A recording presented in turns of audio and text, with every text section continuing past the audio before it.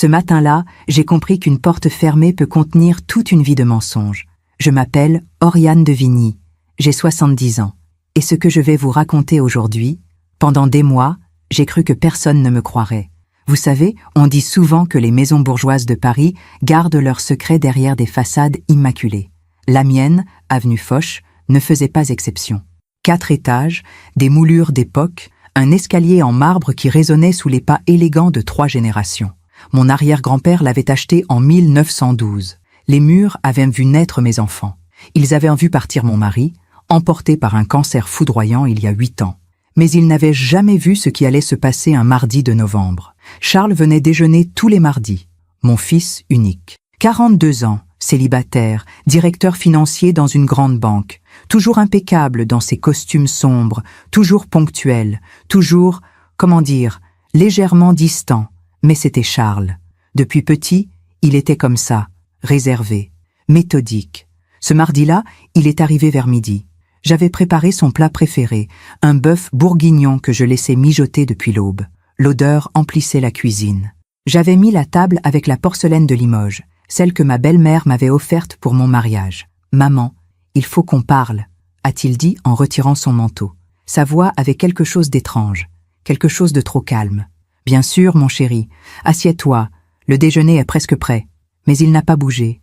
Il est resté debout dans l'entrée, sa serviette en cuir à la main. Ses yeux parcouraient le salon comme s'il évaluait quelque chose. Comme si notre maison, sa maison d'enfance, était devenue un bien immobilier qu'il inspectait. « Cette maison est trop grande pour toi maintenant. » J'ai souri. Ce n'était pas la première fois qu'il abordait ce sujet. « Charles, nous en avons déjà parlé. Je vais très bien ici. C'est ma maison.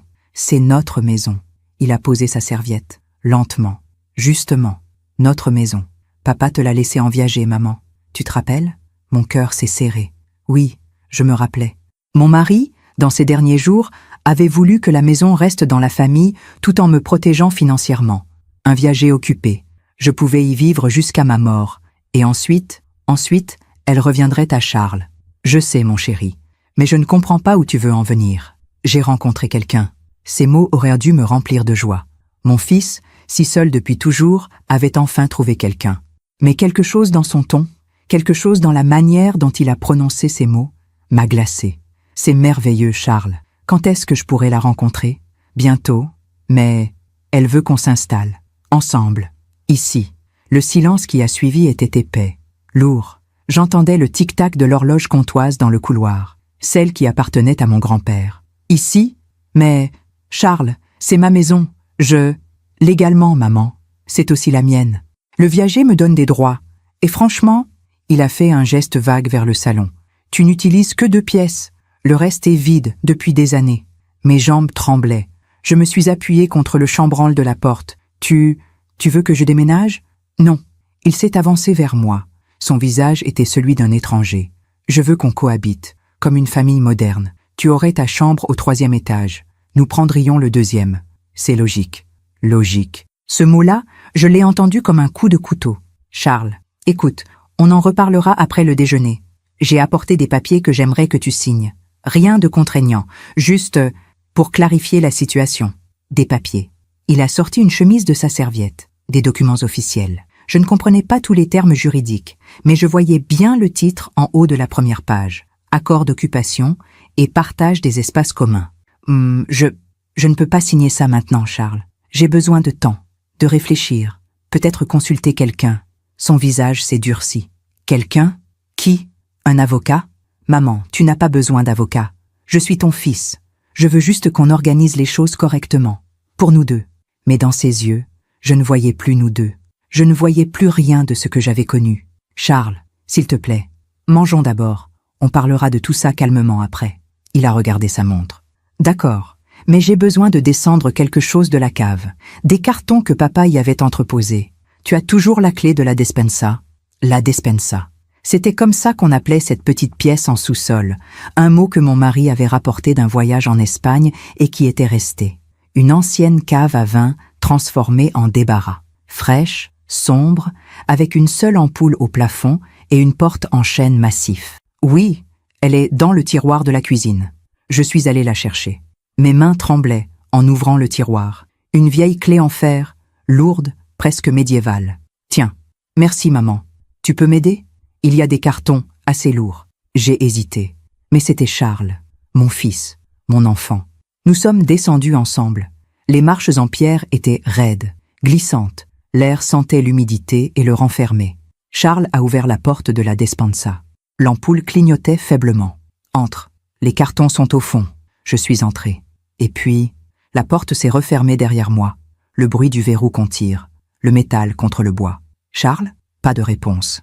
Charles, qu'est-ce que tu fais? Ouvre cette porte. J'ai entendu ses pas sur les marches. Lents, mesurés.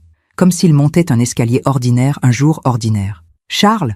Ma voix résonnait contre les murs en pierre, froide, seule. Et puis, plus rien. Le silence.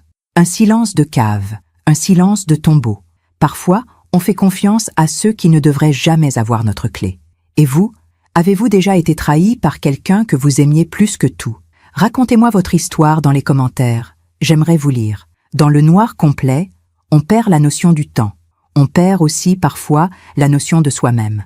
Les premières minutes, j'ai cru à une erreur, un malentendu absurde. Charles allait redescendre, ouvrir la porte en riant nerveusement. « Pardon, maman, la porte s'est coincée, je ne savais pas que tu étais encore à l'intérieur. » Mais les minutes sont devenues 1 heure, puis 2. J'ai crié jusqu'à en perdre la voix. J'ai tambouriné contre le bois épais jusqu'à ce que mes poings me fassent mal. Personne ne pouvait m'entendre. La despensa se trouvait au fond du sous-sol, derrière la chaufferie, isolée par des murs en pierre de 50 cm d'épaisseur. Mon mari disait toujours en plaisantant que c'était le meilleur abri anti-atomique de Paris. Aujourd'hui, c'était ma prison. L'ampoule a fini par s'éteindre. Ou peut-être l'ai-je éteinte moi-même en essayant de trouver un interrupteur dans le noir. Je ne sais plus. Dans l'obscurité totale, j'ai commencé à me souvenir. Charles était né un mardi, 23 mars 1983. 9 heures du matin. Mon mari tenait ma main dans la salle d'accouchement de la clinique Sainte-Isabelle. Quand ils ont posé ce petit être sur ma poitrine, j'ai pleuré. Pas de joie, pas exactement. De soulagement. Après 3 fausses couches, j'avais enfin mon enfant. Il sera notre miracle, avait dit mon mari en embrassant mon front. Charles était un bébé calme, trop calme même. Les autres mères se plaignaient des pleurs nocturnes, des coliques. Le mien dormait 8 heures d'affilée dès ses 3 mois. Il ne réclamait rien, il observait. « C'est un ange » disèrent les gens. Mais parfois, quand je le prenais dans mes bras, j'avais l'impression qu'il me regardait, sans me voir vraiment, comme si j'étais un meuble nécessaire, mais interchangeable. J'ai chassé cette pensée. Quelle mère penserait une chose pareille? À l'école primaire, Charles excellait. Des notes parfaites, une écriture impeccable, jamais une punition. Ses professeurs le décrivaient comme un élève modèle, peut-être un peu solitaire. Il n'avait pas d'amis, pas vraiment.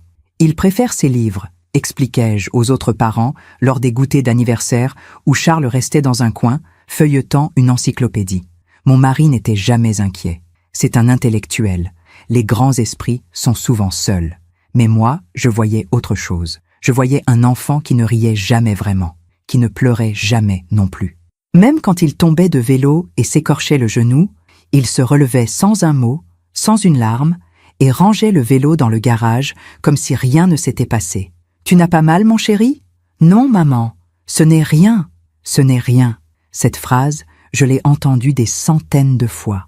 À 16 ans, Charles a demandé à déménager sa chambre au 3e étage, la plus éloignée de la nôtre. « Je veux plus d'indépendance pour étudier », avait-il expliqué.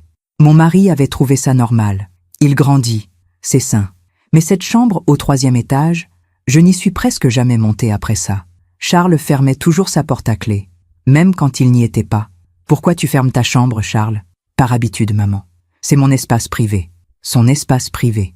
Nos mardis ensemble avaient commencé après la mort de son père. Charles avait suggéré ses déjeuners hebdomadaires. « Pour que tu ne sois pas seule, maman. » J'avais été touchée, émue.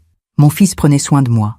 Mais maintenant, assise dans cette cave glaciale, je me demandais, était-ce vraiment pour prendre soin de moi? Ou pour surveiller quelque chose? Mes jambes me faisaient mal. Je me suis assise contre le mur en pierre. Le froid traversait ma robe. J'avais soif, une soif terrible. Il devait être, quoi? 15 heures? 16 heures? Combien de temps pouvait-on survivre sans eau? J'avais lu quelque part que c'était 3 jours. Peut-être 4. Il va revenir, ai-je murmuré dans le noir. Il va forcément revenir. C'est mon fils, c'est Charles.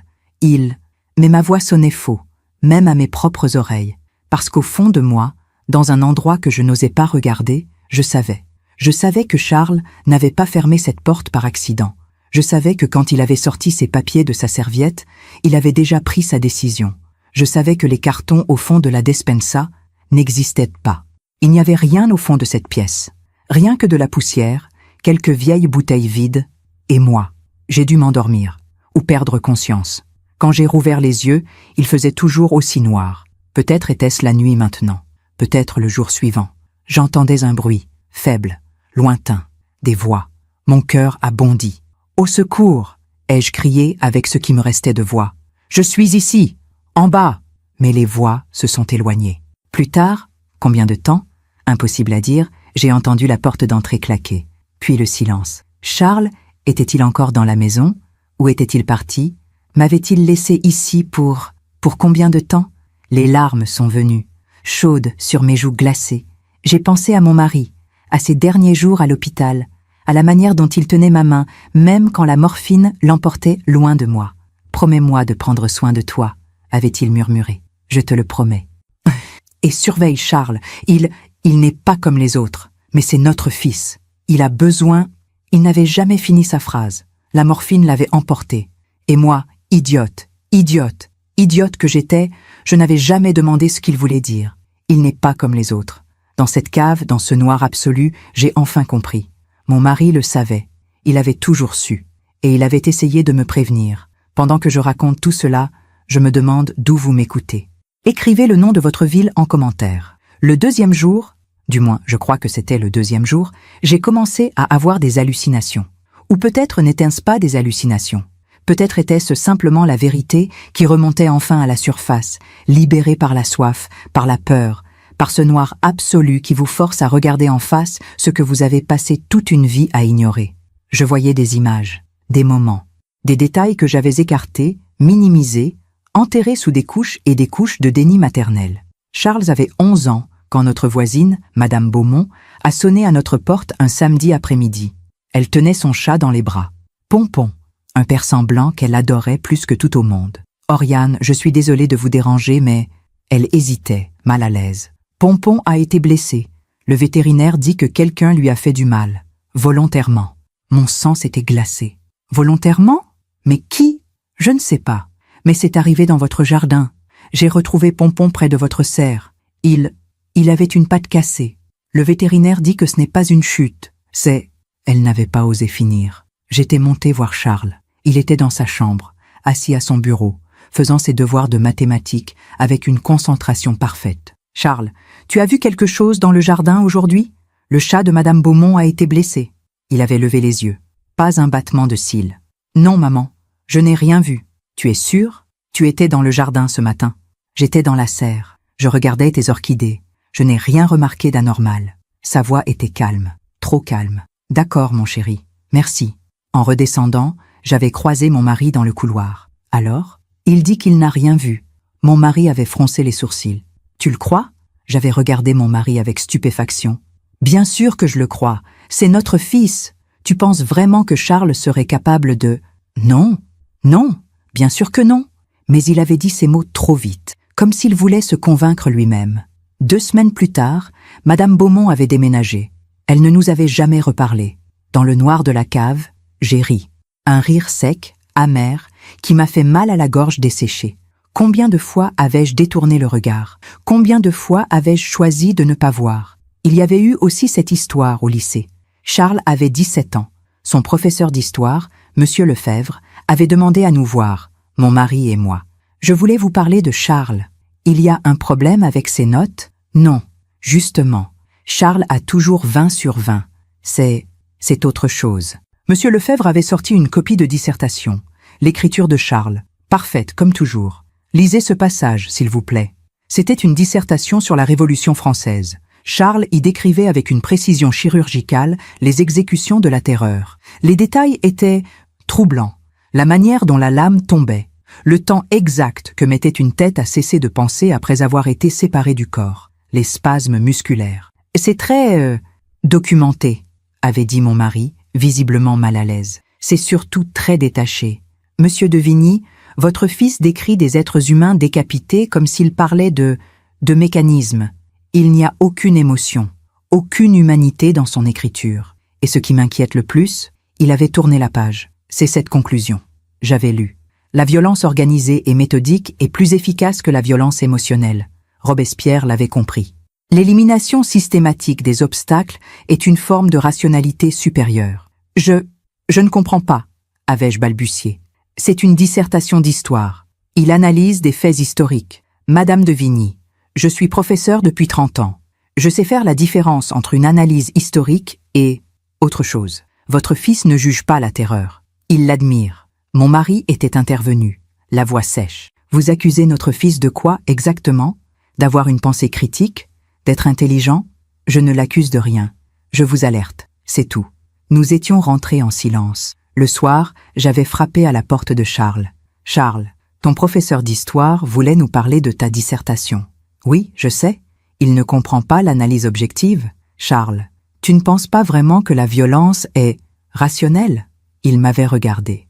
Et pour la première fois de ma vie, j'avais vu quelque chose dans ses yeux qui m'avait terrifié. Du mépris. Maman, la violence est un outil, ni bon ni mauvais, juste efficace ou inefficace. Les gens qui refusent de le comprendre sont ceux qui finissent victimes. Charles, tu parles comme quelqu'un qui réfléchit. Bonne nuit, maman. Il avait refermé la porte. J'avais soif. Une soif qui me dévorait de l'intérieur. Ma langue était gonflée.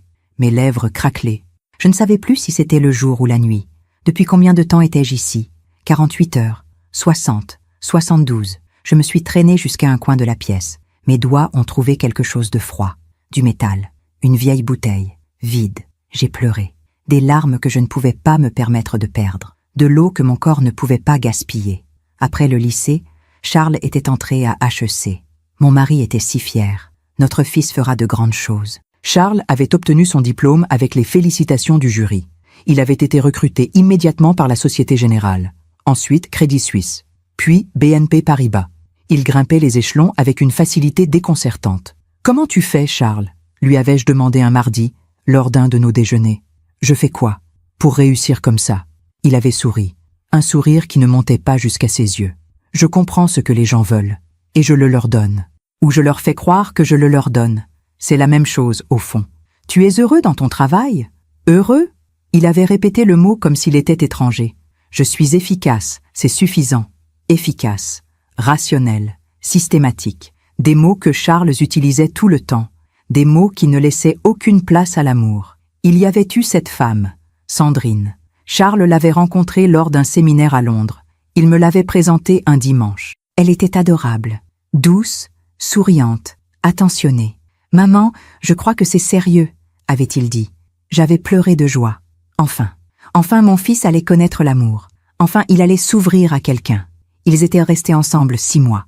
Et puis un jour, Charles était venu déjeuner seul. Sandrine et moi, c'est terminé. « Oh, Charles, je suis désolée. Que s'est-il passé ?» Elle voulait des choses impossibles. Quelle chose? De l'émotion, de la spontanéité. Et il avait dit ces mots avec dédain. Elle voulait que je lui dise que je l'aimais tous les jours, que je sois jaloux quand elle parlait à d'autres hommes, que je ressente des choses. Mais Charles, c'est normal de ressentir des choses quand on aime quelqu'un. Il m'avait regardé. Pourquoi? Ce simple mot, pourquoi, dit avec une curiosité sincère, comme s'il me demandait pourquoi le ciel était bleu. Parce que c'est l'amour, Charles. L'amour, c'est ressentir. Je ne ressens pas comme vous, maman. Je n'ai jamais ressenti comme vous. Et franchement, il avait coupé un morceau de fromage avec précision. Je ne comprends pas pourquoi les gens accordent autant d'importance à quelque chose d'aussi irrationnel. J'aurais dû comprendre, j'aurais dû voir. Mais j'étais sa mère, et une mère voit toujours ce qu'elle veut voir. Quelque part, au-dessus de moi, j'ai entendu des bruits, des pas, la porte d'entrée qui s'ouvrait, qui se refermait. Charles était de retour.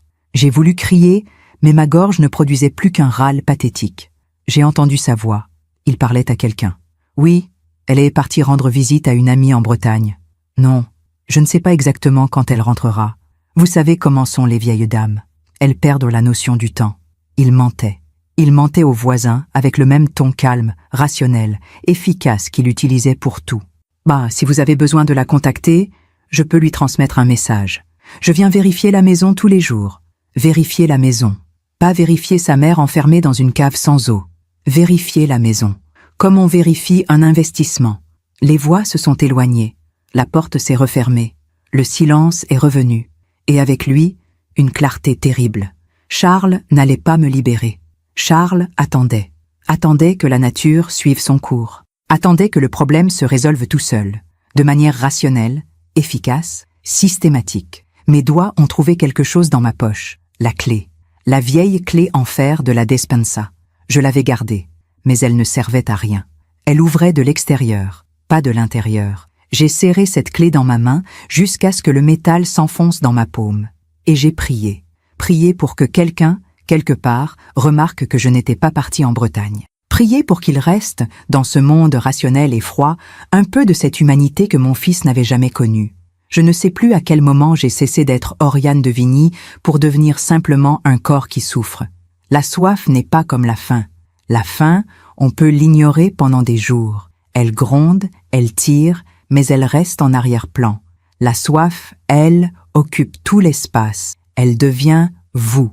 Chaque pensée, chaque battement de cœur, chaque respiration qui assèche un peu plus votre bouche. Ma langue était devenue du cuir. Mes lèvres saignaient. Quand j'essayais d'avaler, c'était comme du verre pilé dans ma gorge. Le 3e jour, j'étais presque sûre maintenant que c'était le 3e jour, j'ai commencé à entendre des voix. Pas des voix réelles, pas les voix des voisins ou de Charles, les voix de ma vie, les voix des morts. La première voix était celle de ma mère. Elle était morte quand j'avais 23 ans, juste avant mon mariage. Un accident de voiture sur l'autoroute A6. Brutal, instantané. Je n'avais même pas eu le temps de lui dire au revoir. « Oriane, ma chérie, tu fais toujours ça. » Sa voix était douce, inquiète, comme elle l'avait toujours été. « Faire quoi, maman? Tu fermes les yeux sur ce qui te fait peur. Tu as toujours fait ça, même enfant. Tu te souviens de ce chien dans la rue? Celui qui aboyait après toi tous les matins? » Je me souvenais. Un berger allemand appartenant à un voisin. Il grognait chaque fois que je passais devant leur portail pour aller à l'école. Tu faisais semblant qu'il n'était pas là. Tu marchais les yeux fixés droit devant, en fredonnant une chanson. Tu pensais que si tu ne le voyais pas, il ne te verrait pas non plus. Ça marchait. Non, ma chérie, ça ne marchait pas. Le chien était toujours là. Ta peur était toujours là. Tu avais juste appris à ne pas la regarder. J'ai pleuré. Des larmes sèches qui brûlaient. Maman, j'ai peur. Je sais, mon ange, mais cette fois, tu ne peux pas fermer les yeux. La 2e voix était celle de mon mari. Pierre, mon Pierre. 52 ans de mariage. 52 ans de complicité, de tendresse, de quotidien partagé. Tu te souviens du jour où Charles est né? Oui. Tu te souviens de ce que j'ai dit? Tu as dit que c'était notre miracle. Avant ça, à la sage-femme, quand elle a posé Charles sur ta poitrine. Je ne me souvenais pas. J'ai dit, il ne pleure pas. C'est normal? Et la sage-femme a ri. Elle a dit, certains bébés sont plus calmes que d'autres. C'est un bon signe. Mais Oriane, dans ses yeux, quoi? Elle ne le pensait pas? J'ai vu dans ses yeux qu'elle ne le pensait pas. Oui, Pierre, pourquoi tu ne m'en as jamais parlé? Pour la même raison que toi, tu n'as jamais parlé du chat de Madame Beaumont. Pour la même raison qu'on n'a jamais parlé de Sandrine qui pleurait au téléphone en te suppliant de lui expliquer ce qui n'allait pas chez Charles. Pour la même raison qu'on n'a jamais vraiment regardé notre fils. Parce que c'était notre fils. Oui, et on l'aimait, on l'aime, mais l'amour ne change pas ce que quelqu'un est, Oriane. L'amour ne répare pas ce qui est cassé depuis le début. Tu penses qu'il est cassé? Un long silence. Je pense qu'il est vide. J'ai dû m'évanouir encore. Quand je suis revenue à moi, j'avais tellement froid que mes dents claquaient. Ou peut-être était-ce la fièvre. Mon corps commençait à se consumer de l'intérieur. La déshydratation. J'avais lu un article là-dessus dans Le Figaro, il y a des années. Un article médical sur les réfugiés perdus dans le désert. Les étapes de la déshydratation sévère. D'abord, la soif intense. Puis, les maux de tête. La confusion. Les hallucinations. Ensuite, les organes commencent à lâcher. Les reins d'abord. Puis, le cœur. Combien de temps me restait-il? J'ai pensé à tous ces mardis, ces déjeuners hebdomadaires que j'attendais avec tant d'impatience. Charles arrivait toujours à midi pile, jamais en avance, jamais en retard. Il retirait son manteau, le pliait sur le dossier de la chaise. Il s'asseyait à la même place, celle qui avait été la sienne depuis l'enfance. Il parlait de son travail, des chiffres, des stratégies, des gens qu'il manipulait avec une habileté qu'il décrivait avec fierté. Mon supérieur pensait me bloquer pour une promotion. J'ai découvert qu'il avait une maîtresse. Je n'ai rien dit à personne. Mais lui le sait. Maintenant, il signe tout ce que je lui demande. Charles, ce n'est pas... Pas quoi, maman? Pas éthique? Il avait souri. L'éthique est un luxe pour ceux qui peuvent se le permettre. Je changeais de sujet. Toujours. Je lui demandais s'il voyait quelqu'un, s'il sortait, s'il était heureux. Je vais bien, maman. Ne t'inquiète pas pour moi. Mais je m'inquiétais. Bien sûr que je m'inquiétais. Mon fils de 42 ans vivait seul dans un appartement du 16e arrondissement. Un appartement que je n'avais vu qu'une seule fois. Blanc, minimaliste, froid. Pas une photo. Pas un objet personnel. Juste des meubles fonctionnels et des livres de finances. Tu pourrais mettre quelques photos, Charles. Ça rendrait l'endroit plus chaleureux. Pourquoi? Parce qu'une maison doit être vivante. Ce n'est pas une maison, maman. C'est un lieu où je dors. Un lieu où je dors. Pas un foyer, pas un refuge. Juste une fonction. Il y avait eu aussi ce moment, il y a 3 ans. Un mardi comme les autres. Charles m'avait parlé d'une collègue, Amélie. Elle organisait un pot de départ à la retraite pour un directeur. Elle a demandé à tout le monde de contribuer. 20 € par personne. Tu as donné? Non? Pourquoi? Parce que je ne connaissais pas ce directeur. Il n'a jamais rien fait pour moi. Pourquoi je paierais pour célébrer quelqu'un qui m'est indifférent? Charles, c'est une question de politesse. De vivre ensemble. Vivre ensemble? Il avait posé sa fourchette. Maman, vivre ensemble est un mensonge que les gens se racontent pour ne pas voir la vérité.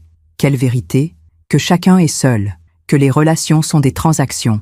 Je te donne quelque chose, tu me donnes quelque chose. Si l'échange n'est pas équitable, il n'y a aucune raison de le maintenir. Mais l'amour est la plus grande transaction de toutes. Les gens aiment parce qu'ils reçoivent quelque chose en retour. De la sécurité, du statut, de la validation. Personne n'aime gratuitement. Moi, je t'aime gratuitement. Il m'avait regardé, longtemps, avec cette expression que je ne savais jamais interpréter. Non, maman, toi, tu m'aimes parce que je suis ton fils, parce que ton identité de mère dépend de mon existence. Si j'avais été adoptée par quelqu'un d'autre à la naissance, tu ne penserais même pas à moi aujourd'hui. Ces mots m'avaient brisé le cœur. Charles, comment peux-tu penser une chose pareille? Parce que c'est logique. Logique. Toujours cette logique glaciale. Dans la cave, mes mains tremblaient. J'essayais de me lever, mais mes jambes ne me portaient plus. Je suis retombée contre le mur. Quelque chose de chaud coulait sur mon menton. Du sang. Je m'étais mordu la lèvre sans m'en rendre compte. J'ai léché le sang, désespérément, cherchant une goutte d'humidité. N'importe quoi pour apaiser cette soif qui me dévorait. Il y avait eu des signes, tellement de signes. Cette fois où Charles avait 14 ans. Nous étions en vacances en Normandie. Une petite maison que nous louions chaque été à Deauville. Un soir, mon mari était rentré de la plage plus tôt que prévu. Il était pâle. Qu'est-ce qui se passe? Je viens de voir Charles sur la digue. Et alors, il observait une mouette. Elle s'était blessée. Une aile cassée, je crois. Elle ne pouvait plus voler. Mon Dieu, le pauvre animal. Oriane. Il la regardait agoniser. Pendant 15 minutes, sans bouger. Juste en l'observant. Peut-être qu'il ne savait pas quoi faire. Non, mon mari avait secoué la tête. Il savait exactement ce qu'il faisait. Il étudiait sa souffrance. Comme on étudie une expérience scientifique. Tu exagères. J'aimerais. Ce soir-là, nous avions eu notre première vraie dispute sur Charles. Il faut qu'on l'emmène voir quelqu'un. Un psychologue. Un psychologue? Pierre, tu es fou? Notre fils est brillant. Il a d'excellentes notes. Justement. Il a d'excellentes notes parce qu'il sait ce qu'on attend de lui. Il joue le rôle parfaitement. Mais derrière, il n'y a rien. Comment peux-tu dire ça de ton propre fils? Parce que je le vois, Oriane. Je vois ce que tu refuses de voir. Nous n'avions jamais emmené Charles voir un psychologue. Mon mari n'en avait plus jamais reparlé. Mais parfois, je le surprenais à observer Charles, avec une tristesse immense dans les yeux. La tristesse d'un père qui sait qu'il a perdu son fils avant même de le connaître vraiment. J'ai entendu des bruits à l'étage, des pas. Charles était de retour. J'ai voulu crier, mais ma voix était partie. Je ne produisais plus qu'un gémissement pathétique. Il marchait dans la cuisine. J'entendais l'eau couler. L'eau. Mon Dieu, l'eau. Il se servait un verre d'eau, au-dessus de ma tête. Pendant que je mourais de soif dans sa cave, les larmes sont venues. Des larmes sans eau. Juste la douleur dans ma gorge, dans ma poitrine. Charles, ai-je murmuré dans le noir. Pourquoi? Mais je connaissais la réponse. Parce que j'étais devenu un obstacle. parce que cette femme qu'il avait rencontrée voulait la maison, parce que j'avais refusé de signer ses papiers, parce que dans son monde rationnel, efficace, systématique, il n'y avait pas de place pour une vieille mère qui s'accrochait à sa maison, à ses souvenirs, à sa vie. J'étais un problème. Et Charles résolvait les problèmes, de la manière la plus efficace possible. Je me demande encore si j'aurais dû voir les signes plus tôt. Et vous, avez-vous déjà ignoré quelque chose d'important chez quelqu'un que vous aimiez, parce que la vérité était trop difficile à accepter? Qu'auriez-vous fait à ma place? Il existe un moment, dans la déshydratation sévère, où le corps cesse de lutter, où il accepte. C'est un moment étrange, presque paisible. La douleur devient distante, comme si elle appartenait à quelqu'un d'autre. J'étais étendue sur le sol en pierre, et je ne sentais plus le froid. C'était mauvais signe, je le savais. Quand on cesse de sentir le froid, c'est que le corps abandonne. Mais dans cet abandon, il y avait une clarté nouvelle, comme si mon cerveau, sachant qu'il lui restait peu de temps, décidait de me montrer tout ce que j'avais refusé de voir pendant 70 ans. La 3e nuit, ou peut-être était-ce déjà la 4e, je ne savais plus, j'ai revu la nuit où tout avait vraiment basculé. C'était il y a 8 ans, 2 mois avant la mort de mon mari. Pierre était à l'hôpital. Le cancer du pancréas l'avait rongé en 4 mois. Les médecins disaient qu'il lui restait quelques semaines, peut-être quelques jours. Charles venait le voir tous les soirs, 20 heures précises. Il restait 15 minutes, jamais plus, jamais moins. « Tu ne veux pas rester un peu plus longtemps avec ton père ?» lui avais-je demandé un soir. « J'ai du travail qui m'attend, maman. » Papa comprend. Papa comprenait. Mais ce soir-là précis, quelque chose s'était passé. J'étais sortie chercher un café à la machine du couloir. Quand je suis revenue, j'ai entendu des voix dans la chambre. Mon mari parlait. Sa voix était faible, mais déterminée. Je me suis arrêtée derrière la porte. Je ne voulais pas interrompre. « Charles, il faut que je te dise quelque chose. »« Oui, papa. J'ai changé mon testament. » Un silence. « Comment ça, changer ?»« La maison. Je l'ai mise en viager occupée pour ta mère. Elle pourra y vivre jusqu'à sa mort. »« Je sais, papa. Tu me l'as déjà dit.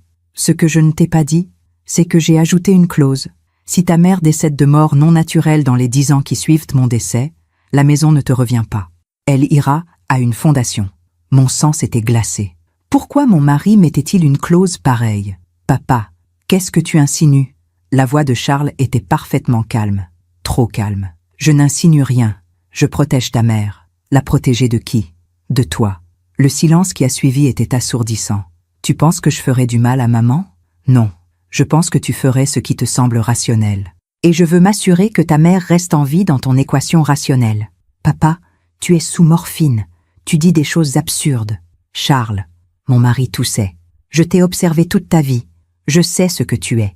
Je ne te juge pas, mais je ne laisserai pas ta mère devenir un problème à résoudre. Je ne sais pas de quoi tu parles. Si, tu sais, tu as toujours su, depuis tout petit, tu es différent. Il n'y a personne derrière tes yeux, Charles. » Il n'y a jamais eu personne. J'avais dû faire du bruit, parce que la conversation s'était arrêtée net. J'étais entrée, le café tremblant dans ma main. « Pierre, tu as besoin de quelque chose ?» Mon mari m'avait regardé avec une tendresse infinie. « Non, ma chérie, tout va bien. » Charles partait justement. Charles s'était levé. Il avait embrassé mon front, comme toujours, le geste parfait du fils parfait. « À demain, maman. » Mais en sortant, il s'était retourné vers son père. Et dans ses yeux, j'avais vu quelque chose que je n'avais jamais vu auparavant. De la haine, froide, pure, calculée. Mon mari était mort 6 semaines plus tard. Je n'avais jamais reparlé de cette conversation. Je m'étais convaincue que j'avais mal entendu, que la morphine faisait délirer Pierre, qu'il était injuste avec Charles. Mais maintenant, étendu sur ce sol glacial, je comprenais. Mon mari avait essayé de me protéger. Et pendant 8 ans, cette clause avait fonctionné. Pendant 8 ans, Charles n'avait pas osé, parce que si je mourais de mort non naturelle, il perdait tout. Mais maintenant, 8 ans avaient repassé. La clause n'était plus valide. Et Charles pouvait agir, rationnellement, efficacement, systématiquement. J'ai essayé de me lever, de ramper jusqu'à la porte, mais mon corps ne répondait plus. Mes bras tremblaient, mes jambes étaient du plomb. « Pierre, ai-je murmuré dans le noir, tu avais raison, tu as toujours eu raison. » Il y avait eu un autre moment, quelques mois après la mort de mon mari. Charles était venu déjeuner. C'était notre 2e ou 3e mardi ensemble. J'avais fait un gratin dauphinois, le préféré de Pierre. En servant Charles, j'avais éclaté en sanglots. Pardon, pardon. C'est juste que ton père adorait ce plat. Charles avait attendu que je finisse de pleurer. Puis il avait dit « Maman, papa est mort. Pleurer ne le ramènera pas. Je sais, mais les émotions sont un choix. Tu choisis de souffrir. Tu pourrais choisir autre chose. Charles, ce n'est pas comme ça que ça marche. On ne choisit pas d'être triste quand on perd quelqu'un qu'on aime. Pourquoi pas? Le cerveau est une machine. On peut le reprogrammer. Le cerveau n'est pas qu'une machine. Le cœur est un muscle qui pompe du sang. Rien d'autre. J'avais regardé mon fils. Vraiment regardé. Charles, tu as pleuré quand papa est mort? Un silence. Non. Pourquoi? Parce qu'il n'y avait aucune raison de pleurer. Papa était malade. La mort était inévitable. Pleurer n'aurait servi à rien. Mais tu l'aimais? Il avait réfléchi. Longtemps. Comme s'il cherchait la bonne réponse dans un manuel. Je reconnais qu'il était mon père. Qu'il m'a fourni ce dont j'avais besoin pour grandir. Est-ce que c'est ça, l'amour? Mon Dieu. Mon Dieu. Mon fils ne savait pas ce qu'était l'amour. Il ne l'avait jamais su. J'ai pensé à tous ces livres que j'avais lus sur la psychologie. Ces articles dans Elle et Marie-Claire sur les enfants difficiles. Les termes que je n'avais jamais osé prononcer. Psychopathie, sociopathie, troubles de la personnalité antisociale. Des mots terribles. Des diagnostics qu'aucune mère ne veut entendre. Mais les signes avaient toujours été là. L'absence d'empathie, le charme superficiel, la manipulation, l'incapacité à former de véritables liens émotionnels. La vision du monde comme un ensemble de transactions. Mon fils n'était pas méchant. Il était vide. Et dans ce vide, il n'y avait pas de place pour moi. Il devait être très tard maintenant. Ou très tôt. Je ne savais plus. J'entendais des bruits dehors. Une voiture qui passait. Le bruit lointain d'une sirène. La vie continuait. Là-haut. Pendant que je mourais ici. En bas. Quelqu'un, ai-je murmuré. S'il vous plaît. Quelqu'un. Mais personne ne pouvait m'entendre. Charles avait pensé à tout. Il avait dit aux voisins que j'étais partie en Bretagne. Il venait vérifier la maison, tous les jours, jouant le rôle du fils attentionné. Personne ne chercherait, personne ne s'inquiéterait. Pas avant des semaines, peut-être des mois. Et quand on me retrouverait enfin, on conclurait à un accident tragique. Une vieille dame enfermée par erreur dans sa propre cave. Ces choses arrivent. Charles pleurerait aux funérailles. Il dirait les mots justes. Il jouerait le fils dévasté à la perfection. Et ensuite, il vendrait la maison. 2 millions d'euros, peut-être 3, pour un hôtel particulier avenue Foch. De quoi s'installer confortablement avec sa nouvelle compagne. Problème résolu. Efficacement. Mes pensées dérivaient. Je voyais des images, des fragments de ma vie. Ma mère me coiffant pour mon premier jour d'école. Mon père m'apprenant à faire du vélo dans le jardin du Luxembourg. Pierre me demandant en mariage sous les arcades de la place des Vosges. Notre nuit de noces dans ce petit hôtel de l'île Saint-Louis. La naissance de Charles. Mon Dieu, la naissance de Charles. Ce moment où il l'avait posé sur ma poitrine et où j'avais pensé « quelque chose ne va pas ». Mais j'avais chassé cette pensée immédiatement. Parce qu'on ne pense pas des choses pareilles de son nouveau-né. On ne se dit pas « cet enfant est froid », même quand il l'est. J'ai entendu des pas au-dessus. Charles, encore, il marchait dans la maison. Sa maison maintenant, dans sa tête. Il préparait probablement déjà les travaux, les rénovations. Il effaçait ma présence pièce par pièce. Ma chambre deviendrait un bureau.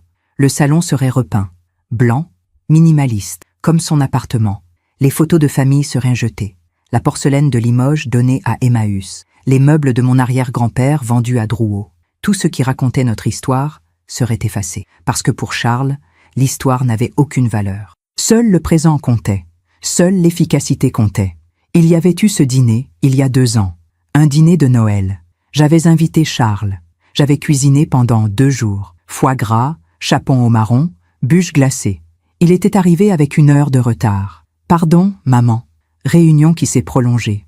Nous nous étions mis à table. J'avais sorti les bougies, la nappe brodée, les couverts en argent. C'est notre premier Noël sans papa, avais-je dit doucement. Oui. Tu ne trouves pas que la maison est vide sans lui? Non. Sa réponse était tombée comme une pierre. Charles. Quoi? Tu veux que je dise que je ressens quelque chose que je ne ressens pas? À quoi ça servirait? Ça servirait à partager, à ne pas être seul dans notre peine. Toi, tu as de la peine, pas moi. On ne partage pas quelque chose qui n'existe pas. J'avais regardé mon fils manger son foie gras avec des gestes précis, méthodiques, et j'avais compris que j'étais seule à cette table. terriblement seule, même avec Charles assis en face de moi. Quelque chose de chaud coulait sur ma tempe, du sang probablement. J'avais dû me cogner la tête sans m'en rendre compte. Mes yeux ne focalisaient plus, tout était flou. Même dans le noir, je sentais que ma vision se désintégrait. Mes reins avaient probablement cessé de fonctionner. Mon cœur battait de manière irrégulière, trop vite, puis trop lent. « Pierre », ai-je murmuré, « attends-moi. Peut-être que la mort n'était pas si terrible. Peut-être que de l'autre côté, je retrouverais mon mari, mes parents, tous ceux que j'avais aimés, tous ceux qui savaient ce qu'était l'amour. Mais alors, dans ce moment de semi-conscience, j'ai entendu quelque chose, un bruit différent, pas les pas de Charles, autre chose, une voiture qui se garait, des portières qui claquaient, des voix, plusieurs voix. Avenue Foch, numéro 47, signalement d'un voisin, n'a pas été vu depuis 4 jours. Mon cœur a bondi. Quelqu'un était venu, quelqu'un avait remarqué.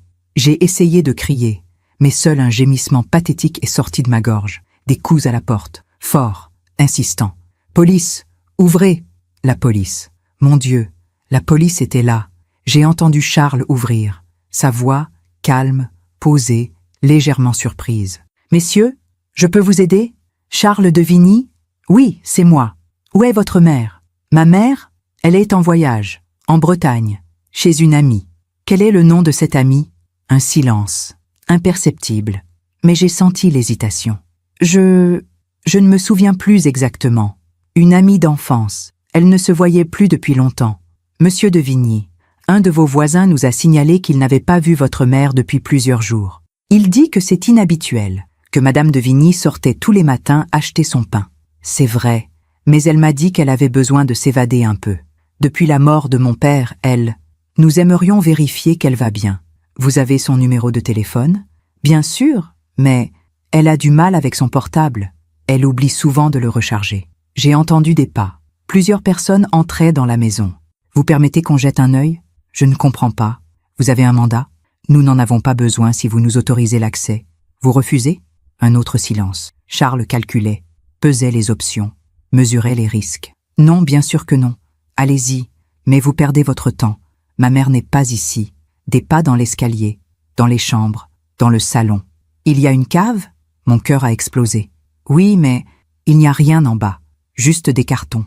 Ma mère n'y descend jamais. On peut vérifier quand même ? J'ai entendu les pas descendre l'escalier en pierre, se rapprocher. J'ai rassemblé toutes mes forces, toute l'énergie qui me restait, et j'ai tapé contre la porte, faiblement. Un bruit à peine audible. Mais ils l'ont entendu. Vous avez entendu ça ? Il y a une porte ici. Elle est fermée à clé. C'est juste la despensa.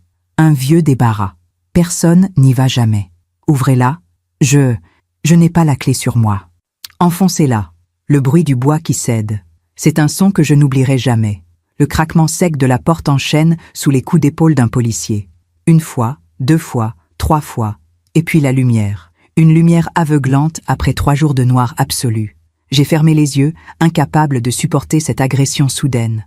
Bon Dieu, il y a quelqu'un. Des mains sur mes épaules. Douces, urgentes. Madame ? Madame, vous m'entendez ? J'ai essayé de parler, mais ma gorge ne produisait qu'un râle. Appelez le SAMU. Tout de suite. Des bruits de pas précipités. Des voix qui se chevauchaient. Madame de Vigny ? C'est vous ? J'ai hoché la tête, faiblement. Mon Dieu, depuis combien de temps êtes-vous ici ? J'ai levé 3 doigts. Mes mains tremblaient tellement que je n'étais pas sûre qu'ils comprennent. 3 jours ? 3 jours enfermés ici ? J'ai hoché la tête à nouveau. Un policier s'est retourné vers l'escalier. « Monsieur de Vigny, descendez immédiatement !» Charles est descendu lentement, chaque marche mesurée. Même maintenant, même face à l'évidence, il contrôlait ses mouvements. Quand il est apparu dans l'encadrement de la porte, son visage était un masque parfait de surprise et d'inquiétude. « Maman ? Mais qu'est-ce que tu fais là ?» Si je n'avais pas été à moitié morte, j'aurais ri de l'absurdité de sa performance. « Ah, ne bougez pas !» a dit un policier en le retenant par le bras. « On a des questions à vous poser. »« Je ne comprends pas. Maman, tu m'avais dit que tu partais en Bretagne. Monsieur de Vigny, votre mère a été enfermée dans cette cave pendant 3 jours sans eau. C'est impossible. Il doit y avoir une explication. La porte a dû se bloquer. Maman, tu as dû t'enfermer par accident et... La porte était verrouillée de l'extérieur, a coupé le policier. Sa voix était glaciale. avec un verrou que seule une personne à l'extérieur peut actionner. Charles a cligné des yeux. Une fraction de seconde. C'était la seule fissure dans son masque.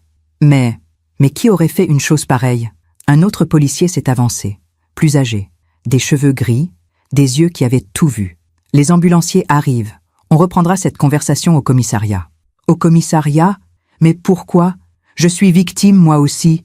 Quelqu'un s'est introduit dans notre maison et a enfermé ma mère. C'est horrible, il faut enquêter. Oh, nous allons enquêter, monsieur de Vigny. Croyez-moi. Les ambulanciers sont arrivés avec une civière. Un jeune homme et une femme en uniforme bleu. Madame, je suis Sophie. On va prendre soin de vous. Ils ont essayé de me soulever, mais mes jambes ne répondaient plus. Ils ont dû me porter. En passant devant Charles, nos regards se sont croisés. J'ai cherché quelque chose dans ses yeux. Du remords, de la peur, de la honte. Mais il n'y avait rien. Juste du calcul. Il était déjà en train d'élaborer sa prochaine stratégie, sa prochaine défense, son prochain mensonge rationnel et efficace. L'ambulance filait dans les rues de Paris. Les sirènes hurlaient. Sophie me tenait la main pendant que son collègue installait une perfusion. « Ne buvez pas trop vite », disait-il en approchant une compresse humide de mes lèvres. « Votre corps doit se réhabituer doucement. L'eau, même quelques gouttes, c'était le paradis et l'enfer à la fois. Ma gorge brûlait, mais mon corps réclamait. « Madame de Vigny, vous m'entendez ?» J'ai hoché la tête. « Qui vous a enfermé ?» J'ai essayé de parler, de former les mots, mais ma voix était partie. Seul un murmure rauque sortait. « Ne forcez pas, on a le temps. » Mais je devais parler. Je devais leur dire avant que Charles n'élabore une histoire parfaite, irréfutable, avec des témoins et des alibis fabriqués de toutes pièces. J'ai avalé. Ça faisait mal. Mon fils... Sophie s'est penchée plus près. Votre fils a fait ça? J'ai hoché la tête. Les larmes coulaient sur mes joues. Il voulait... la maison. La maison? Il voulait hériter de la maison? J'ai hoché la tête encore. Le collègue de Sophie a noté quelque chose sur une tablette. On transmet ça à la police immédiatement. L'hôpital Cochin. Service des urgences. Les médecins se sont précipités. Termes médicaux lancés rapidement. Déshydratation sévère. Insuffisance rénale aiguë. Hypothermie modérée. Tension à 8,5. On m'a transféré aux soins intensifs. Des tuyaux, des machines, des bips constants. Un médecin s'est penché vers moi. La cinquantaine. Des rides de gentillesse autour des yeux. Madame de Vigny, je suis le docteur Moreau. Vous êtes en sécurité maintenant. On va vous réhydrater lentement. Vos reins sont très abîmés, mais ils devraient récupérer. Vous avez eu de la chance. Quelques heures de plus et... Il n'a pas fini sa phrase. Quelques heures de plus et je serai morte. Exactement comme Charles l'avait calculé. La police est venue me voir quelques heures plus tard. J'étais plus lucide. La perfusion avait fait des miracles. C'était le même policier aux cheveux gris. Il s'est présenté. « Commandant Mercier, brigade criminelle.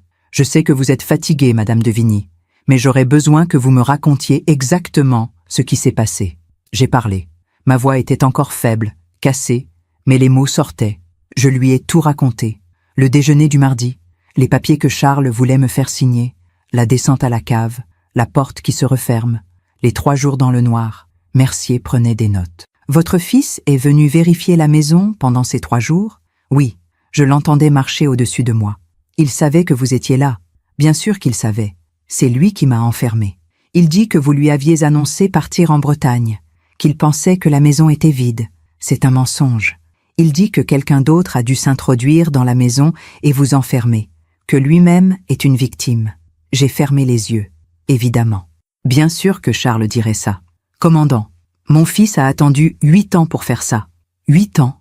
Pourquoi 8 ans? Et je lui ai parlé du testament, de la clause que mon mari avait ajoutée, de la protection qui expirait après 10 ans mais qui, dans l'esprit de mon mari, valait surtout pour les premières années. Mercier a relevé la tête. Vous avez une copie de ce testament? Chez mon notaire, Maître Dubois, rue de Rivoli. On va le contacter immédiatement. Charles a été interrogé pendant 6 heures au commissariat. J'ai appris plus tard, par Mercier, comment ça s'était passé. Mon fils avait été parfait, calme, coopératif, légèrement choqué mais rationnel. Il avait répété son histoire sans varier d'un mot. Sa mère lui avait annoncé partir en Bretagne. Il venait vérifier la maison quotidiennement parce qu'il était un fils attentionné. Il ne comprenait pas comment elle avait pu se retrouver enfermée. Peut-être un cambrioleur? Quelqu'un qui en voulait à la famille? Vous avez les clés de la maison? Avait demandé Mercier. Oui, papa me les avait données il y a des années. Y compris la clé de la cave? Oui.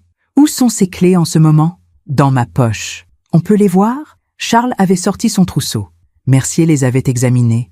Il y a une clé qui ressemble à une vieille clé de cave, en fer, assez lourde. C'est exact. C'est la clé de la despensa? Je suppose. Je ne descends jamais dans cette partie de la cave. Mercier avait fait un signe à un autre policier qui avait apporté un sac de preuves. À l'intérieur, la clé que j'avais cherchée dans le tiroir de la cuisine. La clé que j'avais donnée à Charles. Madame de Vigny dit qu'elle vous a donné cette clé juste avant de descendre à la cave avec vous. Ma mère se trompe, ou elle est confuse. Elle a 70 ans. Parfois, elle mélange les souvenirs. Votre mère nous semble parfaitement lucide. Le traumatisme peut créer de faux souvenirs. C'est bien documenté. Charles citait des études, des recherches. Il transformait mon témoignage en symptômes psychiatriques. Monsieur de Vigny, si votre mère était partie en Bretagne, pourquoi n'avez-vous pas essayé de la joindre? Pendant 4 jours, vous n'avez jamais tenté de l'appeler? Une pause, infime. Mais Mercier l'avait remarqué. Je voulais lui laisser de l'espace. Elle avait dit qu'elle avait besoin de temps, seule. 4 jours sans nouvelles de votre mère de 70 ans, et ça ne vous a pas inquiété? Ma mère est une femme autonome, mais suffisamment fragile, selon vous, pour créer de faux souvenirs suite à un traumatisme? Charles avait soutenu le regard de Mercier sans ciller. Je veux un avocat. Maître Dubois est venu me voir à l'hôpital le lendemain. Il avait apporté le testament. Oriane, mon Dieu, quand j'ai appris... Je vais bien, Henri. Enfin, je vais survivre. Il a sorti les documents. Ses mains tremblaient légèrement. Pierre avait raison. Il a toujours eu raison. Vous étiez au courant? Pour la clause? Oui, c'est moi qui l'ai rédigée. Pierre est venu me voir seul. Il m'a fait promettre de ne rien vous dire. Il ne voulait pas vous effrayer. Qu'est-ce qu'il vous a dit exactement? Henri a regardé par la fenêtre. Dehors, Paris continuait de vivre, indifférente. Il m'a dit « Mon fils est dangereux. Je ne peux pas le changer. Je ne peux pas le guérir. Tout ce que je peux faire, c'est protéger Oriane. » Les larmes sont venues, chaudes, libératrices. Il savait. Il a toujours su. Pierre aimait Charles, mais il n'était pas aveugle. Et il vous aimait plus encore. Henri m'a tendu un mouchoir. La clause spécifie bien « mort non naturelle dans les 10 ans ». Mais elle inclut aussi toute tentative documentée de nuire à votre intégrité physique. Si Charles est reconnu coupable, même de séquestration, la maison ira à la Fondation Pierre de Vigny pour la recherche médicale. Pas un centime pour Charles. Mon mari avait créé une fondation, dans son testament, avec la maison comme dotation principale si jamais quelque chose vous arrivait. Pierre avait pensé à tout. Mon mari extraordinaire, qui observait notre fils avec cette tristesse infinie, avait construit un rempart juridique pour me protéger, même après sa mort. Le docteur Moreau est entré dans ma chambre en fin d'après-midi. « Madame de Vigny, j'ai de bonnes nouvelles. Vos reins reprennent lentement leur fonction. Vous allez vous en sortir. Merci, docteur. » Il s'est assis au bord du lit. Il avait quelque chose à me dire. Je le voyais dans ses yeux. « J'ai entendu votre fils dans le couloir ce matin. Il parlait à une infirmière. Mon cœur s'est serré. Charles est venu? Oui. Il voulait vous voir. Nous avons refusé. La police nous a demandé de ne pas le laisser entrer. Mais quoi? J'étais dans le bureau des infirmières, juste à côté. J'ai entendu leur conversation. Enfin, ce qu'ils disaient à l'infirmière. Qu'est-ce qu'ils disaient? Le docteur Moreau a hésité. Miss, il disait que vous aviez des problèmes de mémoire ces derniers mois, que vous oubliez des choses, que vous vous étiez perdu 2 fois en revenant du marché, que vous aviez commencé à raconter des histoires étranges sur votre défunt mari. Quoi? Mais c'est complètement faux. Je sais. Votre lucidité est parfaite. Vos tests cognitifs sont excellents pour votre âge. Mais il construisait déjà sa défense. Il plantait des graines de doute. Vous croyez qu'il aurait pu convaincre quelqu'un? Franchement, il était très convaincant, très calme, très rationnel? Oui, exactement. Il parlait de vous comme un médecin parlerait d'un patient, avec détachement clinique. C'est toute sa vie qu'il a été comme ça, docteur. Moreau a hoché la tête lentement. J'ai croisé beaucoup de gens dans ma carrière, des criminels, des malades mentaux, des gens brisés par la vie. Mais votre fils, il est différent. Il n'est pas brisé. Il est juste, vide. Oui, vide. Le soir, seul dans ma chambre d'hôpital, j'ai regardé Paris par la fenêtre, les lumières de la ville, les voitures qui passaient, les gens qui rentrèrent chez eux après une journée de travail ordinaire. J'avais failli mourir dans ma propre maison. Tué lentement, méthodiquement, par l'enfant que j'avais porté, nourri, aimé pendant 42 ans. Comment en était-on arrivé là? Où avais-je failli? Nulle part, avait dit le docteur Moreau quand je lui avais posé la question. Certaines personnes naissent comme ça. Ce n'est la faute de personne. Mais j'étais sa mère. N'aurais-je pas dû voir plus tôt? N'aurais-je pas dû faire quelque chose? Sauf que Pierre avait vu, et même Pierre, avec toute son intelligence et sa lucidité, n'avait pas su quoi faire à part me protéger. Parce que comment protège-t-on quelqu'un de son propre enfant? Comment accepte-t-on qu'on a donné naissance à un étranger? Un infirmier est entré pour vérifier ma perfusion. Vous avez besoin de quelque chose, Madame de Vigny? Non, merci. Il allait partir quand je l'ai rappelé. En fait, si. Pourriez-vous appeler le commandant Mercier? Dites-lui que je veux tout lui raconter. Tout. Depuis le début. Depuis la naissance de Charles. Vous êtes sûr? Vous devriez vous reposer. Je me reposerai quand j'aurai dit la vérité. Toute la vérité. Il a hoché la tête et est sorti. J'ai fermé les yeux. Demain, je parlerai. Je raconterai tous ces moments que j'avais ignorés, minimisés, enfouis. Je témoignerai contre mon propre fils. Non pas par vengeance, mais parce que c'était la seule chose juste à faire, pour toutes les autres mères qui ferment les yeux, pour toutes les victimes futures que Charles pourrait faire, pour Pierre, qui m'avait protégé jusqu'au bout, et pour moi, pour la femme que j'avais failli cesser d'être dans cette cave glaciale. Les semaines qui ont suivi ma sortie de l'hôpital ont été les plus étranges de ma vie. J'étais vivante, mais je ne vivais pas vraiment. J'étais suspendue entre deux mondes, celui d'avant, où j'étais Oriane de Vigny, mère aimante d'un fils brillant, et celui d'après, où j'étais Oriane de Vigny, victime de ce même fils. La police m'avait installée dans un hôtel discret du Marais. Pour ma sécurité, disait-il. Charles était en liberté conditionnelle, avec interdiction de m'approcher. Mais Mercier ne prenait aucun risque. Les gens comme votre fils sont imprévisibles, m'avait-il dit. Tant que le procès n'est pas terminé, vous restez sous protection. Les journaux s'étaient emparés de l'affaire. Séquestré par son propre fils. Le drame d'une mère à Paris. Héritier pressé, il enferme sa mère pour récupérer un hôtel particulier. Avenue Foch. Derrière la façade bourgeoise, un crime glaçant. Je ne lisais pas les articles, mais mon avocat, Maître Fournier, me tenait informé. L'opinion publique est de votre côté, Oriane.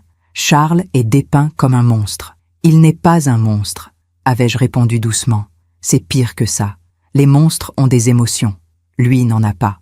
Maître Fournier, Élise de son prénom, était une femme d'une 50aine d'années, aux cheveux courts, poivre et sel, au regard perçant. Elle avait accepté de me défendre pro bono.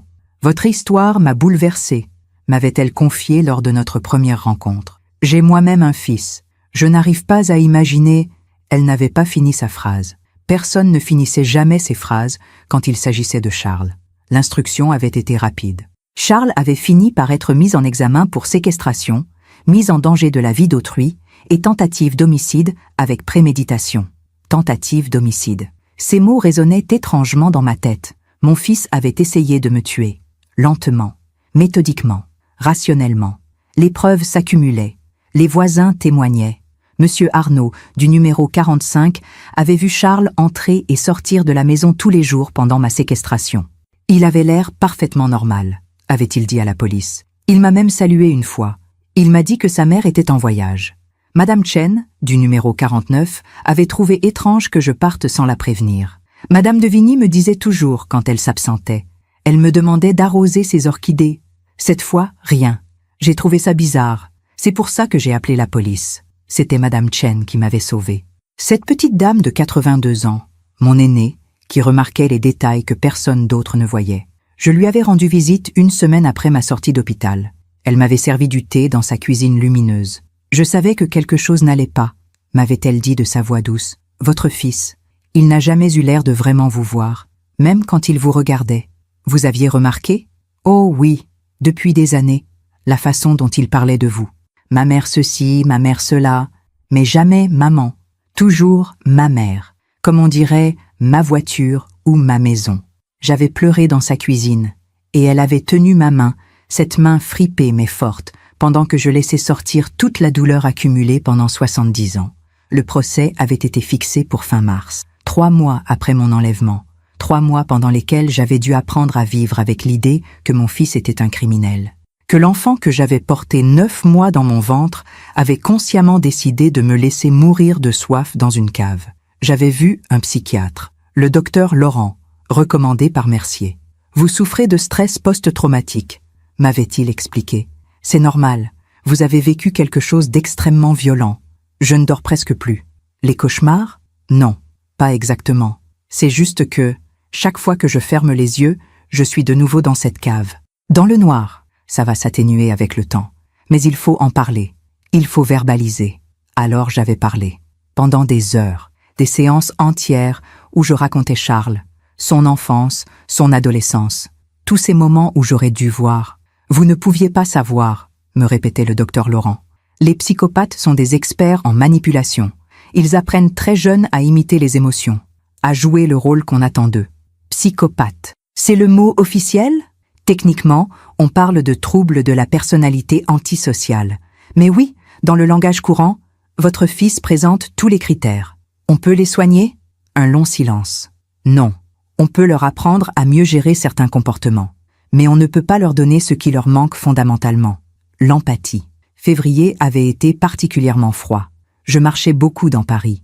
Des heures et des heures. Le Marais, les quais de Seine, le jardin du Luxembourg. J'essayais de me reconnecter avec la ville que j'avais toujours aimée. Mais tout semblait différent, terni. Comme si la cave m'avait volé quelque chose que je ne pourrais jamais récupérer. Un jour, je suis retournée avenue Foch. Je ne sais pas pourquoi. Une pulsion, un besoin de confronter le lieu. La maison était vide, scellée par la police, les volets fermés, une bâche de police sur la porte d'entrée. J'ai regardé les fenêtres du 3e étage. La chambre de Charles, fermée à clé pendant tant d'années. Qui cachait-il? J'allais bientôt le savoir. La police avait perquisitionné. Ils avaient trouvé des choses qu'Élise refusait de me décrire au téléphone. On en parlera en face à face, avait-elle dit, la voix tendue. Nous nous étions retrouvés dans son cabinet, rue Saint-Honoré. Elle avait posé un dossier épais sur son bureau. Oriane, ce que je vais vous montrer est difficile. Dites-moi. Elle avait ouvert le dossier. Des photos, des documents. La police a fouillé la chambre de Charles, avenue Foch et dans son appartement du 16e. Et alors, ils ont trouvé des archives. Quel genre d'archives? Élise avait sorti une première photo, un classeur, étiqueté avec soin. Mère, vulnérabilité et levier. Mon sang s'était glacé. Qu'est-ce que c'est? Charles tenait un dossier sur vous, sur vos habitudes, vos routines, vos peurs, vos faiblesses. Elle avait tourné les pages. Je voyais des notes manuscrites, l'écriture parfaite de Charles. Mère dort mal depuis la mort de papa, prend des somnifères légers, pourrait être exploitée. Mère attache beaucoup d'importance aux traditions familiales, refuserait de vendre la maison. Obstacle majeur. Mère fait confiance facilement, idéalise les relations familiales, ne soupçonne jamais de malveillance. Chaque observation était datée. Certaines remontaient à plusieurs années. Il m'étudiait? Depuis des années. Élise avait sorti d'autres documents, des graphiques, des tableaux. Il a cartographié votre patrimoine, vos comptes bancaires, vos placements. Comment il a eu accès à tout ça? Vous ne vous rappelez pas lui avoir donné une procuration bancaire? Il y a 4 ans, je me souvenais, vaguement. J'avais été hospitalisée pour une grippe sévère. Charles avait insisté pour que je lui donne procuration au cas où. C'était temporaire. Il ne l'a jamais révoqué. Et vous n'avez jamais vérifié. Mon Dieu, il y a autre chose, avait continué Élise. Sa voix tremblait légèrement. Des dossiers sur d'autres personnes. Quelle personne? Sandrine, son ex-petite amie. Elle avait sorti un autre classeur. Sandrine Petit, profil psychologique et point de rupture. À l'intérieur, des notes détaillées, des photos, des copies de messages. Sandrine est émotive, réagit mal à l'indifférence, peut être manipulée par l'absence de validation. Test. Ignoré pendant 3 jours. Résultat, 12 appels, 8 messages. Dépendance confirmée. Rupture prévue, mars 2018. Stratégie, retrait progressif de l'affection jusqu'à ce qu'elle rompe elle-même. Plus propre, pas de conséquences sociales. J'avais eu envie de vomir. Il l'a manipulée comme une expérience de laboratoire? Ça ne s'arrête pas là? Élise avait sorti d'autres dossiers. Des collègues de travail. Des voisins. Même Madame Beaumont, notre ancienne voisine. Madame Beaumont, attachement excessif à son chat, pourrait être utilisé comme levier ou test de limite. Test de limite. Le chat blessé. Ce n'était pas de la cruauté enfantine. C'était une expérience, pour voir jusqu'où il pouvait aller sans conséquence. J'étais ressortie du cabinet d'Élise en état de choc. Charles n'avait pas juste essayé de me tuer. Il avait passé toute sa vie à étudier les gens comme des objets, à les cataloguer, à identifier leurs faiblesses, à élaborer des stratégies pour les exploiter. J'avais marché jusqu'à Notre-Dame. Je m'étais assise sur un banc face à la cathédrale, encore en restauration après l'incendie. Un symbole peut-être, quelque chose de détruit qui se reconstruit lentement. Pouvais-je me reconstruire? Pouvais-je continuer à vivre en sachant que mon fils était ça? Un prédateur froid et méthodique qui portait le visage de l'enfant que j'avais aimé? Le soir, dans ma chambre d'hôtel, j'ai reçu un appel. Maître Fournier. Oriane, la défense de Charles vient de communiquer sa stratégie. Quelle stratégie? Ils vont plaider l'aliénation mentale de votre part. Quoi? Selon eux, vous souffrez de démence sénile précoce. Vous vous seriez enfermé vous-même dans la cave par confusion. Charles serait innocent. Pire, il serait lui-même une victime de vos accusations délirantes. Mais c'est insensé. J'ai 70 ans et tous mes tests cognitifs sont parfaits. Je sais. Mais ils vont présenter des témoins. Des gens qui diront que vous aviez des comportements étranges ces dernières années. Quels gens? Charles a fourni une liste. Des commerçants du quartier. Une ancienne femme de ménage. Un médecin. Quel médecin? Le docteur Valentin. Il dit vous avoir examiné il y a 6 mois. Il aurait noté des signes de confusion. Mais je n'ai jamais consulté le docteur Valentin. Mon médecin, c'est le docteur Arnoux. Charles dit vous avoir accompagné chez Valentin pour un deuxième avis. C'est faux. Je vous crois, Oriane. Mais ils vont produire des documents, des ordonnances, des notes médicales. J'ai compris. Charles avait fabriqué des preuves. Il avait construit, pendant des mois, peut-être des années, un dossier pour me faire passer pour folle. Au cas où son plan échouait, au cas où il serait découvert. Il avait toujours une stratégie de secours. Toujours. Mars était arrivé. Le procès approchait. Élise m'avait préparé. Des heures de répétition, de questions, de mise en situation. La défense va essayer de vous déstabiliser. Ils vont remettre en question votre mémoire, votre lucidité. Ils vont suggérer que vous en voulez à Charles pour des raisons irrationnelles. Vous devez rester calme, posé, factuel. Je ne sais pas si j'en suis capable. Vous l'êtes. Vous êtes la femme la plus forte que je connaisse. Vous avez survécu à 3 jours dans cette cave. Vous survivrez à ce procès. J'avais revu le docteur Laurent la veille du procès. Comment vous sentez-vous? Terrifié. C'est normal. Demain, vous allez affronter votre fils. L'homme qui a essayé de vous tuer. Mais vous allez aussi, enfin, dire la vérité. Toute la vérité. Et si personne ne me croit? Les preuves sont accablantes, Oriane. Les voisins. Les relevés téléphoniques qui montrent que Charles n'a jamais essayé de vous joindre. Le testament qui révèle son mobile. Les dossiers retrouvés chez lui. Vous allez gagner. Ce n'est pas de gagner dont j'ai besoin. De quoi alors?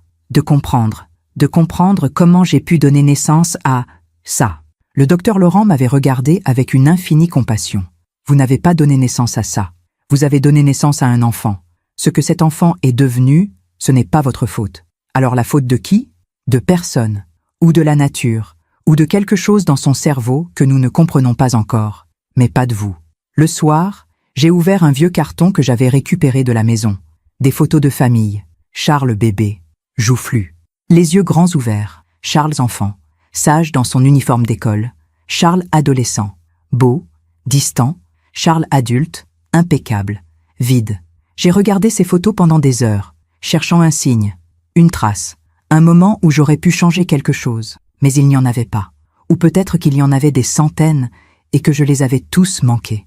J'ai rangé les photos. Demain, je témoignerai. Demain, je raconterai l'histoire de Charles de Vigny.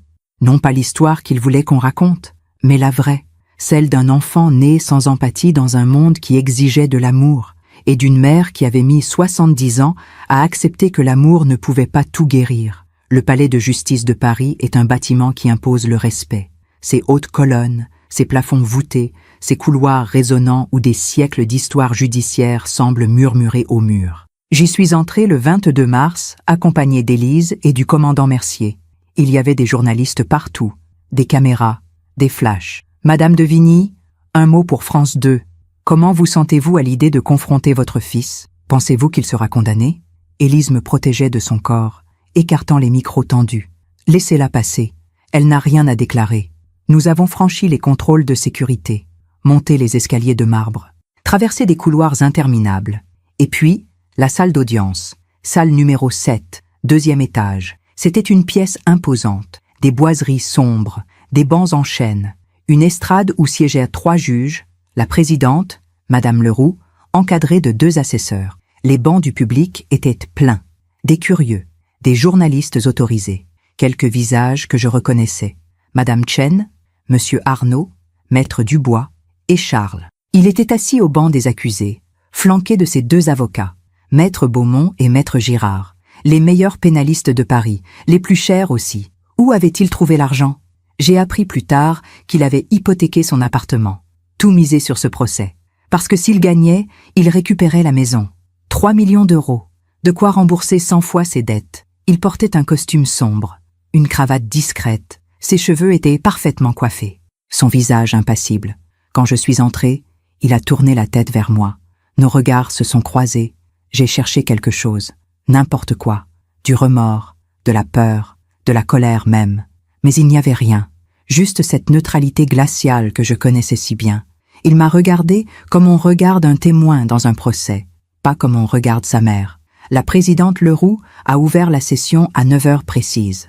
Mesdames et messieurs, nous sommes réunis aujourd'hui pour juger Monsieur Charles de Vigny, accusé de séquestration, mise en danger de la vie d'autrui, et tentative d'homicide avec préméditation sur la personne de sa mère, Madame Oriane de Vigny. Sa voix était ferme, autoritaire. Elle avait la réputation d'être intraitable. Monsieur de Vigny, levez-vous. Charles s'est levé, dos droit, épaules carrées. Reconnaissez-vous avoir enfermé votre mère dans la cave de la maison familiale du 20 au 23 novembre de l'année dernière? Non, Madame la Présidente. Sa voix était calme, assurée. Vous niez les faits? Je nie les avoir commis volontairement. Ma mère souffre de troubles cognitifs. Elle s'est enfermée elle-même par confusion. Je l'ignorais totalement. Des murmures dans la salle. La présidente a frappé son marteau. Silence. Nous examinerons ces allégations en temps voulu. Asseyez-vous. Le procureur, Monsieur Dumas, s'est levé. Un homme d'une 60aine d'années, aux tempes grises, au regard acéré. Madame la Présidente, Mesdames et Messieurs les jurés, nous allons vous démontrer aujourd'hui que Charles de Vigny a prémédité et exécuté une tentative de meurtre sur sa propre mère dans le but d'hériter de son patrimoine immobilier. Il a commencé à exposer les faits. Ma routine, les déjeuners du mardi, la descente à la cave, les 3 jours d'enfermement, le sauvetage in extremis. Madame de Vigny a failli mourir. Les médecins sont formels, quelques heures de plus, et son corps n'aurait pas survécu. Il a montré des photos médicales, mon état à l'arrivée à l'hôpital, mes lèvres craquelées, mes yeux enfoncés, mon corps déshydraté. J'ai vu des gens dans le public détourner le regard. Une femme s'est mise à pleurer. Charles, lui, regardait les photos avec la même neutralité qu'il regardait tout, comme un médecin examinant des radiographies. Nous allons maintenant entendre le témoignage de la victime, a annoncé la présidente. Madame de Vigny, approchez-vous de la barre. Je me suis levée. Mes jambes tremblaient. Élise m'a serré le bras doucement. Vous allez y arriver, a-t-elle murmuré. J'ai traversé la salle. Tous les regards étaient sur moi. J'ai gravi les quelques marches jusqu'à la barre des témoins. On m'a fait prêter serment. Je jure de dire la vérité, toute la vérité, rien que la vérité. La présidente m'a invité à m'asseoir. Madame de Vigny, racontez-nous ce qui s'est passé le 20 novembre. J'ai pris une profonde inspiration, et j'ai parlé. J'ai raconté le déjeuner, les papiers que Charles voulait me faire signer, la descente à la cave, la porte qui se referme, le noir, la soif, les 3 jours d'agonie. Ma voix était calme, posée, factuelle, exactement comme Élise me l'avait appris. Et pendant ces 3 jours, vous avez entendu votre fils dans la maison? Oui, Madame la Présidente, j'entendais ses pas au-dessus de moi. Je l'ai entendu ouvrir le robinet de la cuisine, se servir de l'eau, pendant que vous mouriez de soif. Oui, un silence pesant. Avez-vous essayé de l'appeler? De crier? Bien sûr, j'ai crié jusqu'à perdre ma voix. J'ai tambouriné contre la porte, mais personne ne pouvait m'entendre. La cave est trop profonde, trop isolée. Pensez-vous que votre fils savait que vous étiez enfermé? J'en suis certaine. C'est lui qui m'a enfermé. Maître Beaumont, l'avocat de Charles, s'est levé pour le contre-interrogatoire. C'était un homme grand, élégant, au sourire carnassier. Madame de Vigny, vous avez 70 ans, n'est-ce pas? Oui. Et vous vivez seule depuis la mort de votre mari? Oui. C'est difficile la solitude, n'est-ce pas? À cet âge. Élise s'est levée immédiatement. Objection. La solitude n'a rien à voir avec les faits. Objection retenue, a dit la présidente. Maître Beaumont, venez-en aux faits. Beaumont a souri. Pas déstabilisé le moins du monde. Madame de Vigny, Avez-vous consulté un médecin ces dernières années pour des troubles de la mémoire? Non. Vraiment? Jamais? Mon médecin traitant est le docteur Arnoux. Il peut témoigner que je n'ai aucun problème cognitif. Mais vous avez consulté le docteur Valentin il y a 6 mois, n'est-ce pas? Non. Je ne connais aucun docteur Valentin. Beaumont a sorti un document. Pourtant, voici une ordonnance signée par le docteur Valentin, datée du 15 septembre. Elle vous prescrit un traitement pour la confusion mentale. C'est faux. Je n'ai jamais vu ce médecin. Madame de Vigny, est-il possible que vous l'ayez oublié? Non. Mais si vous l'aviez oublié, vous ne vous en souviendriez pas, par définition. Des rires nerveux dans la salle. Élise s'est levée à nouveau. Madame la présidente, la défense joue sur les mots. Madame de Vigny a subi des tests cognitifs complets à l'hôpital Cochin. Tous parfaitement normaux. Nous avons les résultats. Versez-les au dossier, a ordonné la présidente. Le procureur a appelé son premier témoin, Madame Chen. Elle s'est avancée à la barre, toute petite dans son tailleur bleu marine. Madame Chen, vous êtes la voisine de Madame de Vigny? Oui, depuis 23 ans. Comment décririez-vous Madame de Vigny? C'est une femme très lucide, très organisée. Elle n'oublie jamais rien. Tous les mardis matins, elle m'apporte des croissants. Depuis des années. Jamais elle n'a manqué un seul mardi. Et le 20 novembre, pas de croissants. J'ai trouvé ça étrange. Alors j'ai sonné chez elle. Personne. J'ai vu Monsieur Charles sortir de la maison vers midi. Je lui ai demandé où était sa mère. Il m'a dit qu'elle était partie en voyage. Vous l'avez cru? Non. Madame de Vigny m'aurait prévenu. Toujours. C'est pour ça que j'ai appelé la police le lendemain. Merci, Madame Chen. Beaumont s'est levé pour le contre-interrogatoire. Madame Chen, vous avez 82 ans, c'est exact. Oui. Et votre vue n'est plus ce qu'elle était, n'est-ce pas? Mes yeux vont très bien, jeune homme. Des rires dans la salle. Même la présidente a esquissé un sourire. Êtes-vous sûr d'avoir vu Monsieur de Vigny ce jour-là? N'aurait-ce pas pu être un autre jour? J'en suis certaine. C'était un mardi, le jour des croissants. Beaumont a abandonné. Le procureur a ensuite appelé le docteur Moreau. « Docteur, vous avez examiné Madame de Vigny à son arrivée aux urgences? » Oui. Elle était dans un état critique. Déshydratation sévère, insuffisance rénale aiguë, hypothermie. Combien de temps sans eau pour atteindre cet état? Au moins 72 heures, peut-être plus. Aurait-elle pu s'enfermer elle-même par accident? Non. La porte était verrouillée de l'extérieur. Impossible de le faire de l'intérieur. Avez-vous observé des signes de démence ou de confusion chez Madame de Vigny? Aucun. Au contraire. Elle était remarquablement lucide pour quelqu'un qui venait de frôler la mort. Merci, docteur. Puis ce fut au tour de Maître Dubois, le notaire. Maître Dubois, parlez-nous du testament de Monsieur Pierre de Vigny. Pierre de Vigny a établi un testament 10 jours avant sa mort. Il y incluait une clause très spécifique concernant la maison familiale. Quelle clause? Si son épouse, Oriane de Vigny, décédait de mort non naturelle dans les 10 ans suivant son propre décès, la maison n'irait pas à leur fils, Charles, mais à une fondation caritative. Des murmures dans la salle. Pourquoi une telle clause? Monsieur de Vigny était très explicite. Il voulait protéger son épouse. Il craignait que son fils... Dubois a hésité. Il craignait que son fils ne voie la maison comme un actif à récupérer plutôt que comme le foyer de sa mère. Ces 10 ans sont-ils écoulés? Oui. Monsieur de Vigny est décédé il y a 8 ans et 2 mois. La clause n'est donc plus active. Le procureur s'est tourné vers le jury. En d'autres termes, Charles de Vigny a attendu que la clause protectrice expire pour agir. Ce n'est pas un accident, c'est un calcul. L'après-midi, ce fut au tour de la défense de présenter ses témoins. Le docteur Valentin a été appelé à la barre. C'était un homme d'une 50aine d'années, aux cheveux gominés, au costume trop voyant. Il a juré qu'il m'avait examiné en septembre, qu'il avait constaté des signes de confusion, qu'il m'avait prescrit un traitement. Et Madame de Vigny vous a dit quoi, exactement? Elle se plaignait d'oublier des choses, de se perdre parfois dans son propre quartier. C'est faux, ai-je crié depuis ma place. La présidente a frappé son marteau. Madame de Vigny, s'il vous plaît. Élise m'a serré le bras. Laissez-moi faire, a-t-elle murmuré. Elle s'est levée pour le contre-interrogatoire, les yeux brillants. Docteur Valentin, où exercez-vous? J'ai un cabinet à Neuilly. L'adresse exacte? Avenue Charles de Gaulle. Numéro? Je ne me souviens plus exactement. Normal, parce que vous n'avez pas de cabinet à Neuilly, n'est-ce pas? Un silence. Nous avons vérifié, a continué Élise. Il n'existe aucun docteur Valentin enregistré à l'ordre des médecins d'Île-de-France. La salle a explosé. Silence! A crié la présidente. Valentin était devenu livide. Docteur Valentin, ou quel que soit votre vrai nom, Combien Charles de Vigny vous a-t-il payé pour produire ce faux témoignage? Je refuse de répondre. Vous risquez 5 ans de prison pour faux témoignage et usurpation de titre. Je vous conseille de répondre. Valentin a regardé Charles, cherchant du soutien. Charles le regardait avec le même détachement qu'il regardait tout. 5 000 €, a fini par murmurer Valentin. Le scandale était total. La présidente a suspendu la séance. Charles a été emmené dans une salle séparée avec ses avocats. Beaumont et Girard étaient furieux. Ils n'avaient manifestement pas été informés que Valentin était un faux. Charles les avait manipulés eux aussi. Quand la séance a repris, l'atmosphère avait changé.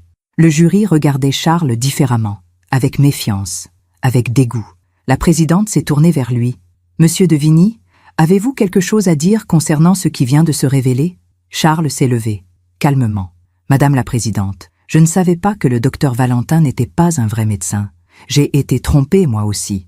Vous l'avez payé 5 000 € pour obtenir un deuxième avis médical sur ma mère, pas pour mentir.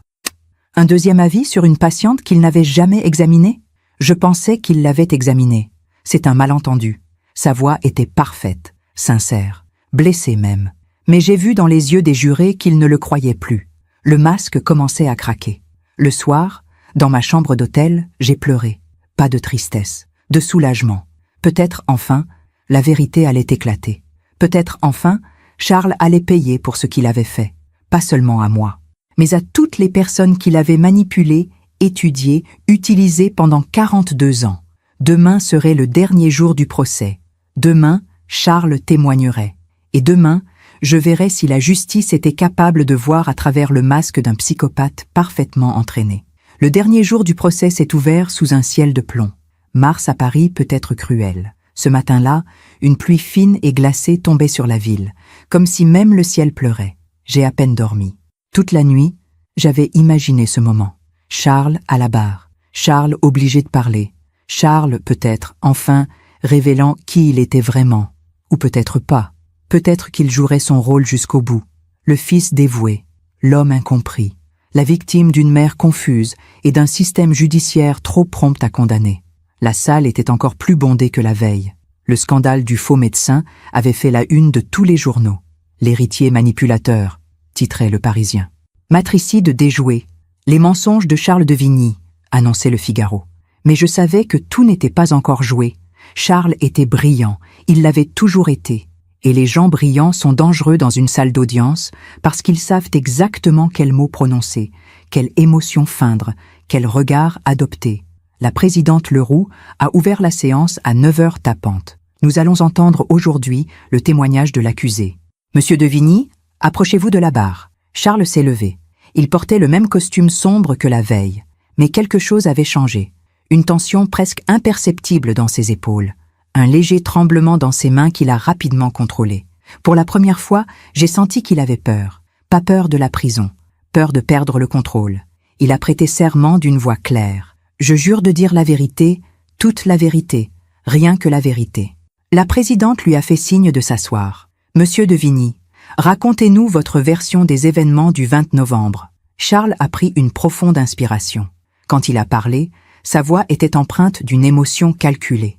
Juste assez pour sembler humain, pas assez pour paraître théâtral. Ma mère m'avait téléphoné le 19 novembre. Elle m'avait dit qu'elle avait besoin de partir quelques jours, qu'elle étouffait dans cette grande maison depuis la mort de papa. Elle voulait aller en Bretagne, chez une vieille amie. Quel est le nom de cette amie? Je ne me souviens plus exactement. Maman m'en avait parlé, mais j'avoue que je n'ai pas retenu tous les détails. Une amie d'enfance qu'elle n'avait pas vue depuis longtemps. Vous avez essayé de la contacter pendant son supposé voyage? Non. Elle m'avait dit qu'elle voulait être tranquille, qu'elle ne prendrait même pas son téléphone. Et ça ne vous a pas inquiété? Ma mère est une femme autonome. Du moins, je le croyais. Je respectais son besoin d'espace. Il jouait la carte du fils respectueux, du fils moderne qui donne de l'indépendance à sa mère. Le procureur Dumas s'est levé, les mâchoires serrées.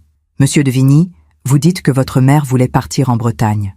Pourtant, nous avons vérifié tous les trains, tous les bus, tous les taxis au départ de Paris entre le 19 et le 20 novembre. Aucune trace de Madame de Vigny. Elle a peut-être pris sa voiture. Votre mère n'a plus de voiture depuis 2 ans. Elle l'a vendue après un petit accrochage qui l'a ébranlée. Charles a cligné des yeux.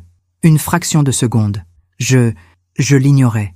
Vous ignoriez que votre mère avait vendu sa voiture, alors que vous déjeunez avec elle tous les mardis depuis 8 ans?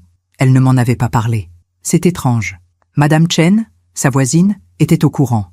Maître Dubois, son notaire, était au courant. Même le gardien de l'immeuble était au courant.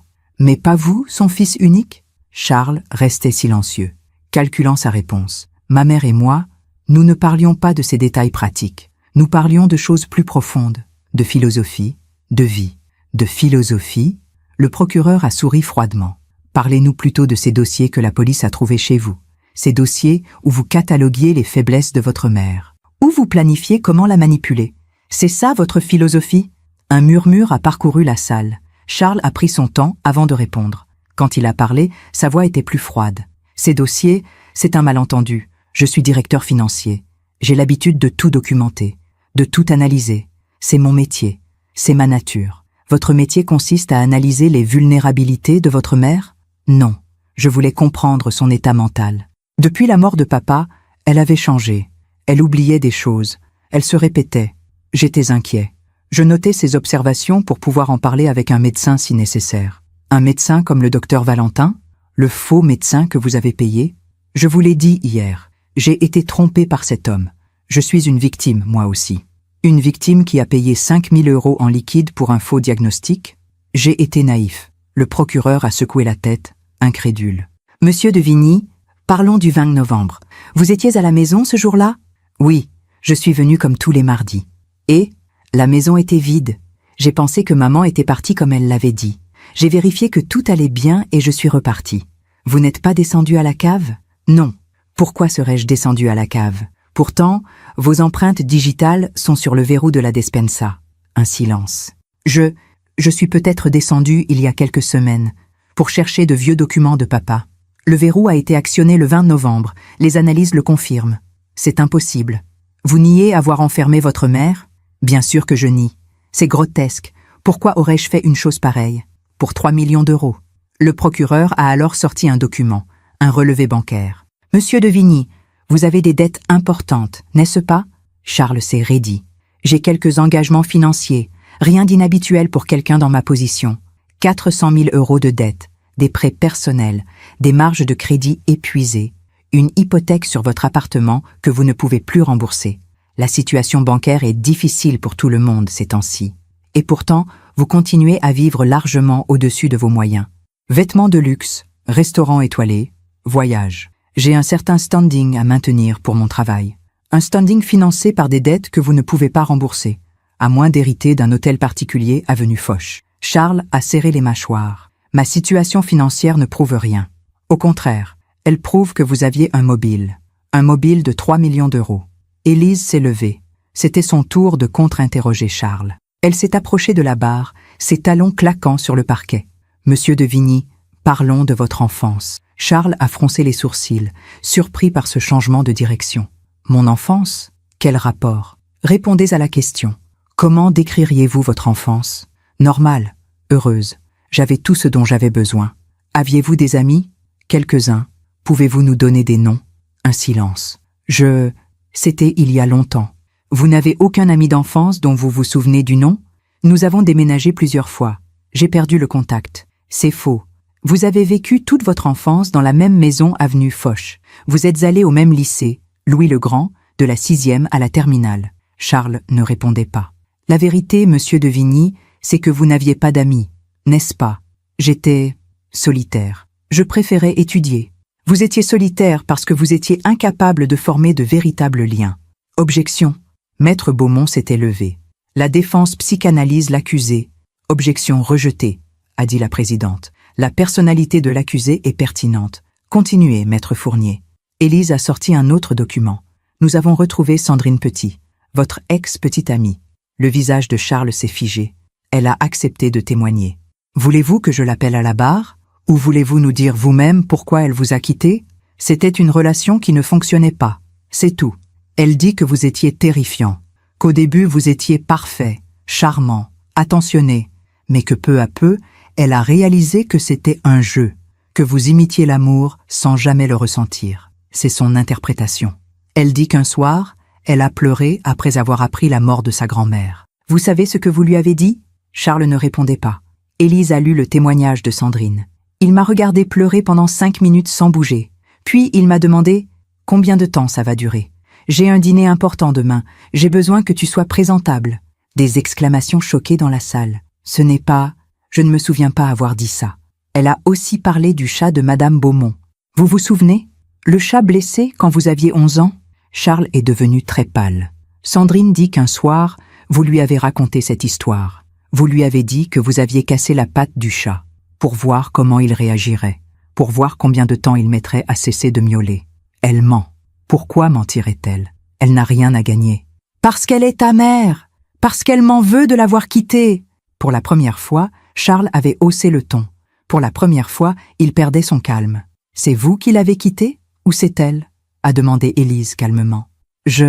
C'était d'un commun accord. Elle dit que vous l'avez manipulée pendant 6 mois, que vous avez progressivement retiré toute affection jusqu'à ce qu'elle craque et rompe elle-même, pour que socialement, vous ne soyez pas le méchant. Charles respirait plus vite maintenant. Ses mains tremblèrent légèrement. Vous ne savez rien. Vous ne savez rien de moi. Au contraire, nous savons exactement qui vous êtes. Un psychopathe. Objection. Beaumont était debout. Aucun diagnostic officiel n'a été établi. Nous avons un rapport psychiatrique, a répondu Élise en sortant un dossier épais. Établi par le docteur Laurent, psychiatre expert auprès des tribunaux. Voulez-vous que je le lise ? La présidente a hoché la tête. Élise a ouvert le dossier. Charles de Vigny présente tous les critères diagnostiques du trouble de la personnalité antisociale. Absence d'empathie, manipulation systématique, incapacité à former des liens émotionnels authentiques, vision instrumentale des relations humaines, absence de remords. Elle a levé les yeux vers Charles. Vous ne ressentez rien, n'est-ce pas ? Même maintenant. Même en sachant que vous avez failli tuer votre mère. Vous ne ressentez rien. Charles la regardait. Et dans ce regard, j'ai vu quelque chose se briser. Non pas du remords, mais de la rage. Une rage froide, pure, terrifiante. Vous voulez savoir ce que je ressens ? Sa voix était devenue différente, plus dure. Je ressens de la frustration d'être jugé par des gens qui ne comprennent rien. Expliquez-nous. Vous parlez d'empathie comme si c'était une vertu. Mais l'empathie rend faible. L'empathie fait pleurer les gens pour des chatons sur Internet pendant que des millions de gens meurent de faim. L'empathie est irrationnelle. Donc, vous n'en avez pas. Je n'en ai pas besoin. Je vois le monde tel qu'il est, sans le filtre des émotions stupides. Les gens sont des ressources, les relations sont des transactions. C'est la vérité que personne n'ose admettre. Le masque était tombé. Complètement. Et votre mère ? C'est aussi une ressource ? Charles m'a regardé. Pour la première fois depuis le début du procès, il m'a vraiment regardé. Ma mère est une vieille femme qui s'accroche à une maison trop grande pour elle. Une maison qui vaut 3 millions d'euros. Une maison qui me revient légalement. J'ai attendu 8 ans. J'ai été patient. J'ai joué le jeu. Les déjeuners du mardi. Les conversations insipides. Les « je t'aime maman ». Tout ça pourquoi ? Pour qu'elle refuse de signer des papiers qui ne changeraient rien à sa vie. Donc, vous l'avez enfermée. Je l'ai placée là où elle ne pouvait plus être un obstacle. La salle était figée. Personne ne respirait. Vous admettez l'avoir enfermée ? Charles a semblé réaliser ce qu'il venait de dire. Il a essayé de se rattraper. Non, c'est vous qui me faites dire des choses. Vous venez d'avouer. Devant cette cour. Devant tous ces témoins. Je ne voulais pas... Je voulais juste... Vous vouliez juste quoi ? La laisser mourir. Charles s'est tu. Son visage s'est refermé. Le masque essayait de revenir, mais il était trop tard. Tout le monde avait vu. Tout le monde avait entendu. Le monstre derrière le fils parfait. La présidente a suspendu la séance. Charles a été reconduit dans une salle à part. Dans le couloir, Élise m'a serré dans ses bras. C'est fini, Oriane. Il vient de s'auto-condamner. J'aurais dû me sentir soulagée, victorieuse même, mais je me sentais juste vide. Comme si en voyant Charles révéler sa vraie nature, j'avais perdu définitivement l'illusion que j'avais portée pendant 42 ans. L'illusion que mon fils était humain. Les plaidoiries finales ont eu lieu l'après-midi. Le procureur a été implacable. Mesdames et messieurs les jurés, vous avez entendu l'accusé. Vous avez vu qui il est vraiment. Un homme dénué d'empathie, un manipulateur, un prédateur qui a vu sa propre mère comme un obstacle à éliminer. Il l'a enfermée. Il l'a laissée mourir de soif pendant 3 jours. Et il n'éprouve aucun remords. Aucun. Il s'est tourné vers le jury. Si nous ne le condamnons pas aujourd'hui, qui sera sa prochaine victime ? La femme avec qui il veut s'installer ? Un collègue qui le gênerait ? Un voisin qui saurait trop de choses? Charles de Vigny est dangereux. Il doit être condamné. Pour la société, pour la justice. Et pour que Madame de Vigny puisse enfin vivre sans peur. Maître Beaumont a tenté une dernière défense, mais son cœur n'y était plus. Mon client a commis des erreurs. Il a des difficultés relationnelles. Peut-être qu'il a besoin d'aide psychologique. Mais est-ce vraiment un criminel? N'est-il pas, lui aussi, une victime de sa propre nature? Personne dans la salle ne semblait convaincu. Le jury s'est retiré pour délibérer. 3 heures. 3 heures pendant lesquelles j'ai attendu sur un banc du couloir, tenant la main de Madame Chen. « Ça va aller », me répétait-elle. La vérité a éclaté. Ça va aller.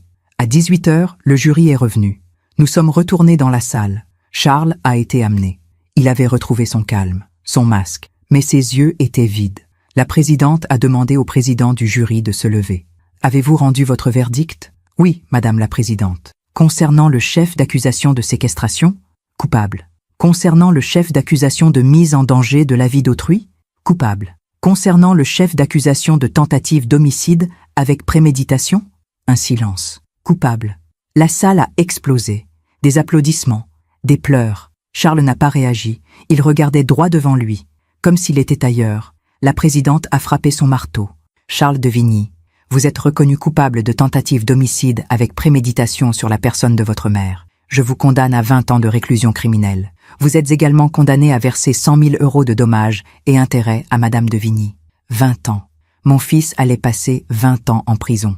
Il aurait 62 ans à sa sortie. On l'a emmené, menottes au poignet, encadré par 2 gendarmes. En passant devant moi, il s'est arrêté. Une fraction de seconde. Nos regards se sont croisés une dernière fois. Et il a dit, si bas que je fus peut-être la seule à l'entendre, tu as gagné. Pas point pardon, pas je t'aime, juste tu as gagné. Comme si tout ça n'avait été qu'un jeu. Un jeu qu'il avait perdu. 6 mois ont passé depuis le procès. Septembre est arrivé doucement à Paris, avec ses lumières dorées et ses premières feuilles qui rougissent. J'ai toujours aimé septembre. C'est le mois des recommencements. Le mois où la ville respire à nouveau, après l'été. Je suis retourné vivre avenue Foch. Au début, je ne pensais pas en être capable. Trop de souvenirs, trop de douleurs, cette cave qui m'avait presque tué, cette cuisine où Charles m'avait menti, ces escaliers qu'il avait montés et descendus pendant que je mourais en bas. Mais Élise m'avait dit quelque chose qui m'avait touché. « Oriane, cette maison est votre histoire, pas seulement celle de Charles. C'est là que vous avez aimé Pierre. C'est là que vous avez construit votre vie. Ne laissez pas Charles vous voler ça aussi. » Alors je suis revenu. Mais j'ai fait des changements. La despensa a été condamnée. Définitivement. J'ai fait murer la porte. Maintenant, c'est juste un mur blanc dans le sous-sol. Comme si cette pièce n'avait jamais existé. J'ai refait la peinture du salon.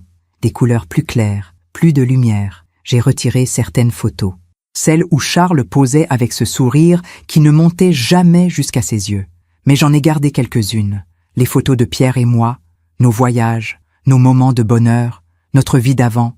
Parce que ma vie ne se résume pas à Charles. Elle ne s'est jamais résumée à lui. Madame Chen vient prendre le thé tous les jeudis maintenant. Nous parlons de tout et de rien.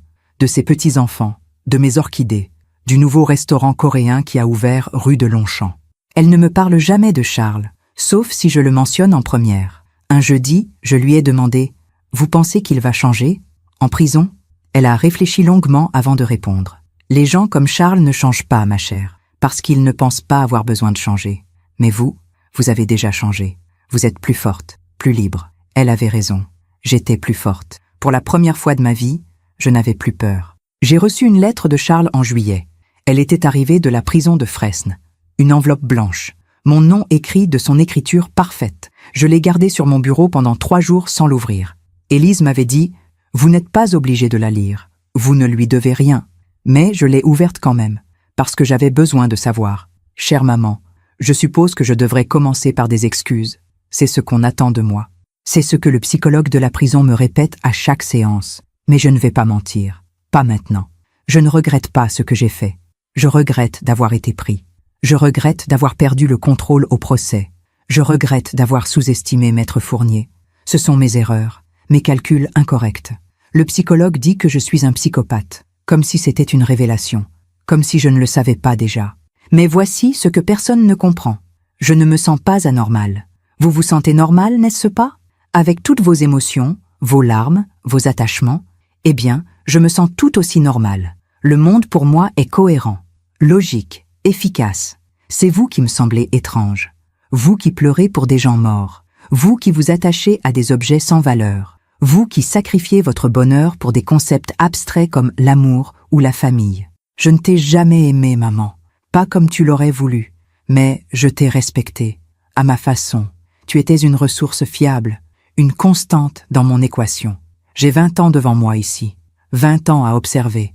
À étudier. Les autres prisonniers sont fascinants. Tellement d'émotions primitives. Tellement de violence irrationnelle. Je vais bien m'adapter. Je m'adapte toujours. Peut-être que dans 20 ans, quand je sortirai, nous pourrons reprendre nos déjeuners du mardi. Je plaisante. Je sais que tu ne voudras jamais me revoir. C'est rationnel. Charles, j'ai relu cette lettre 3 fois, puis je l'ai brûlée, dans la cheminée du salon. J'ai regardé les mots se tordre et disparaître dans les flammes. Charles avait raison sur un point. Je ne voulais plus jamais le revoir. Pas par haine, mais parce que je n'avais plus rien à lui donner. Et lui n'avait rien à m'offrir que je puisse recevoir. Le docteur Laurent m'avait expliqué, lors de notre dernière séance, les psychopathes ne guérissent pas. Ils apprennent à mieux masquer. Charles utilisera ses 20 ans pour perfectionner son masque. Il étudiera les autres prisonniers. Il lira. Il s'adaptera. Quand il sortira, il sera encore plus dangereux.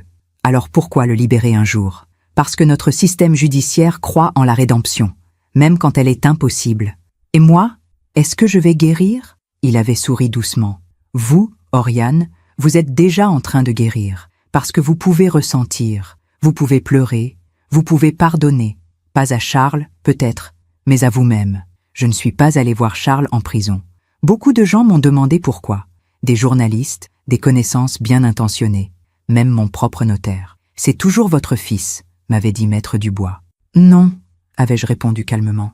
Charles de Vigny est un étranger qui porte le nom de mon fils. Le vrai Charles, celui que j'aimais, n'a jamais existé. C'était une projection, une illusion. Accepter cette vérité m'avait pris des mois. Mais maintenant que je l'avais acceptée, je pouvais respirer. J'ai commencé à donner de mon temps à une association, Aide aux victimes de violences familiales. 2 après-midi par semaine, j'écoute des femmes raconter leurs histoires. Des histoires de maris violents, de fils manipulateurs, de pères toxiques. Je ne dis pas grand-chose. Je ne donne pas de conseils. J'écoute. Parce que parfois, être entendu suffit. Parfois, savoir qu'on n'est pas folle suffit. Une femme m'a dit, il y a quelques semaines, « Merci, merci de me croire. » Et j'ai compris que c'était ça, ma mission maintenant. Croire les victimes. Même quand, surtout quand, leur agresseur porte un masque parfait. Les saisons ont continué leur ronde. L'automne est arrivé, puis l'hiver, puis le printemps. La vie a repris son cours, lentement, comme une rivière qui retrouve son lit après une crue. J'ai recommencé à sortir, à voir des amis, à aller au théâtre. J'ai même accepté une invitation à dîner de Jean-Michel, un ami de Pierre, un veuf lui aussi. Nous avons parlé de nos vies, de nos deuils, de nos espoirs. Ce n'était pas de l'amour, pas encore, peut-être jamais, mais c'était de la compagnie, de la douceur, de l'humanité. Tout ce que Charles n'avait jamais pu m'offrir. 1 an après le procès, j'ai fait quelque chose que je n'aurais jamais imaginé faire. J'ai écrit un livre, pas pour l'argent, pas pour la célébrité, pour témoigner. Je l'ai intitulé « Le fils que je n'ai jamais connu ». Élise m'a aidé à trouver un éditeur. Le livre est sorti en septembre. Il racontait tout. Mon mariage avec Pierre, la naissance de Charles, les signes que j'avais ignorés, la cave, le procès, la reconstruction. Les critiques ont été excellentes. Mais surtout, j'ai reçu des centaines de lettres. Des mères qui reconnaissaient leur propre histoire dans la mienne.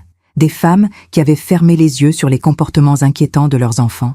Des victimes qui n'osaient pas parler parce que c'est de la famille. Une lettre en particulier m'a bouleversée. Chère Madame de Vigny, je m'appelle Claire. J'ai 43 ans. Mon fils a 17 ans.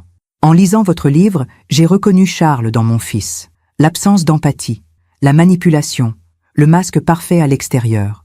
Grâce à vous, j'ai eu le courage de consulter un psychiatre. Mon fils a été diagnostiqué avec un trouble de la personnalité antisociale. Il commence une thérapie. Je ne sais pas si ça aidera. Le psychiatre dit que les chances sont minces. Mais au moins, maintenant, je vois. Je ne ferme plus les yeux. Vous m'avez sauvé la vie. Peut-être même celle de mon fils. Merci. Claire. J'ai pleuré en lisant cette lettre. Pas de tristesse, de soulagement. Si mon histoire pouvait sauver ne serait-ce qu'une seule personne, alors tout ce que j'avais vécu n'avait pas été vain. Hier, c'était un mardi. Le premier mardi depuis le procès où je n'ai pas pensé à Charles avant midi.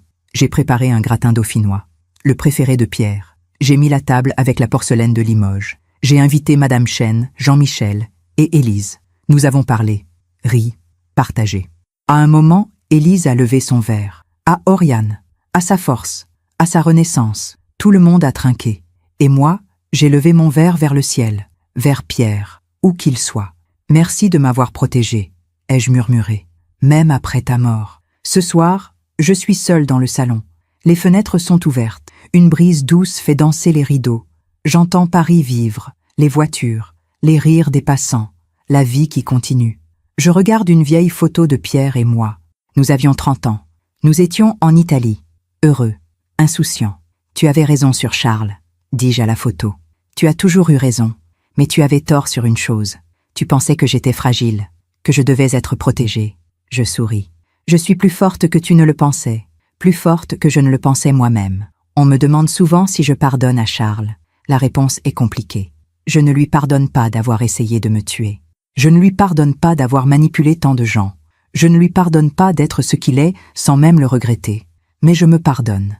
Je me pardonne d'avoir été aveugle. Je me pardonne d'avoir voulu croire en un fils qui n'existait pas. Je me pardonne d'avoir été humaine. Dans quelques années, Charles sortira de prison. Il aura 62 ans. Peut-être cherchera-t-il à me contacter. Peut-être pas. S'il le fait, je ne répondrai pas. Non pas par vengeance, mais parce que j'ai compris quelque chose de fondamental. On ne peut pas aimer quelqu'un qui ne sait pas ce qu'est l'amour. On ne peut pas sauver quelqu'un qui ne pense pas avoir besoin d'être sauvé. On peut juste se sauver soi-même. Et c'est ce que j'ai fait. La nuit tombe sur Paris. Je vais au jardin. Mes orchidées ont fleuri. Des fleurs blanches, délicates, parfaites. Je les arrose doucement. Vous voyez, leur dis-je, même après l'obscurité, on peut refleurir. Une voisine passe dans la rue. Elle me salue. « Bonsoir, Madame de Vigny. Belle soirée, n'est-ce pas ?»« Magnifique », je réponds en souriant. Et je le pense vraiment.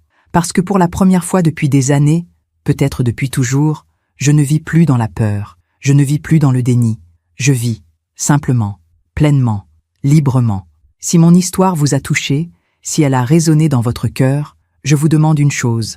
Ne fermez jamais les yeux sur la violence, sur la manipulation, sur les signes qui vous disent que quelque chose ne va pas, parce que la vérité, aussi douloureuse soit-elle, est toujours préférable au mensonge, parce que personne ne devrait avoir à survivre à 3 jours dans une cave pour enfin voir clair, parce que l'amour véritable n'enferme pas, il libère. Merci de m'avoir écouté jusqu'au bout. Si cette histoire a touché votre cœur, abonnez-vous et activez la cloche pour entendre d'autres femmes qui ont transformé la douleur en sagesse.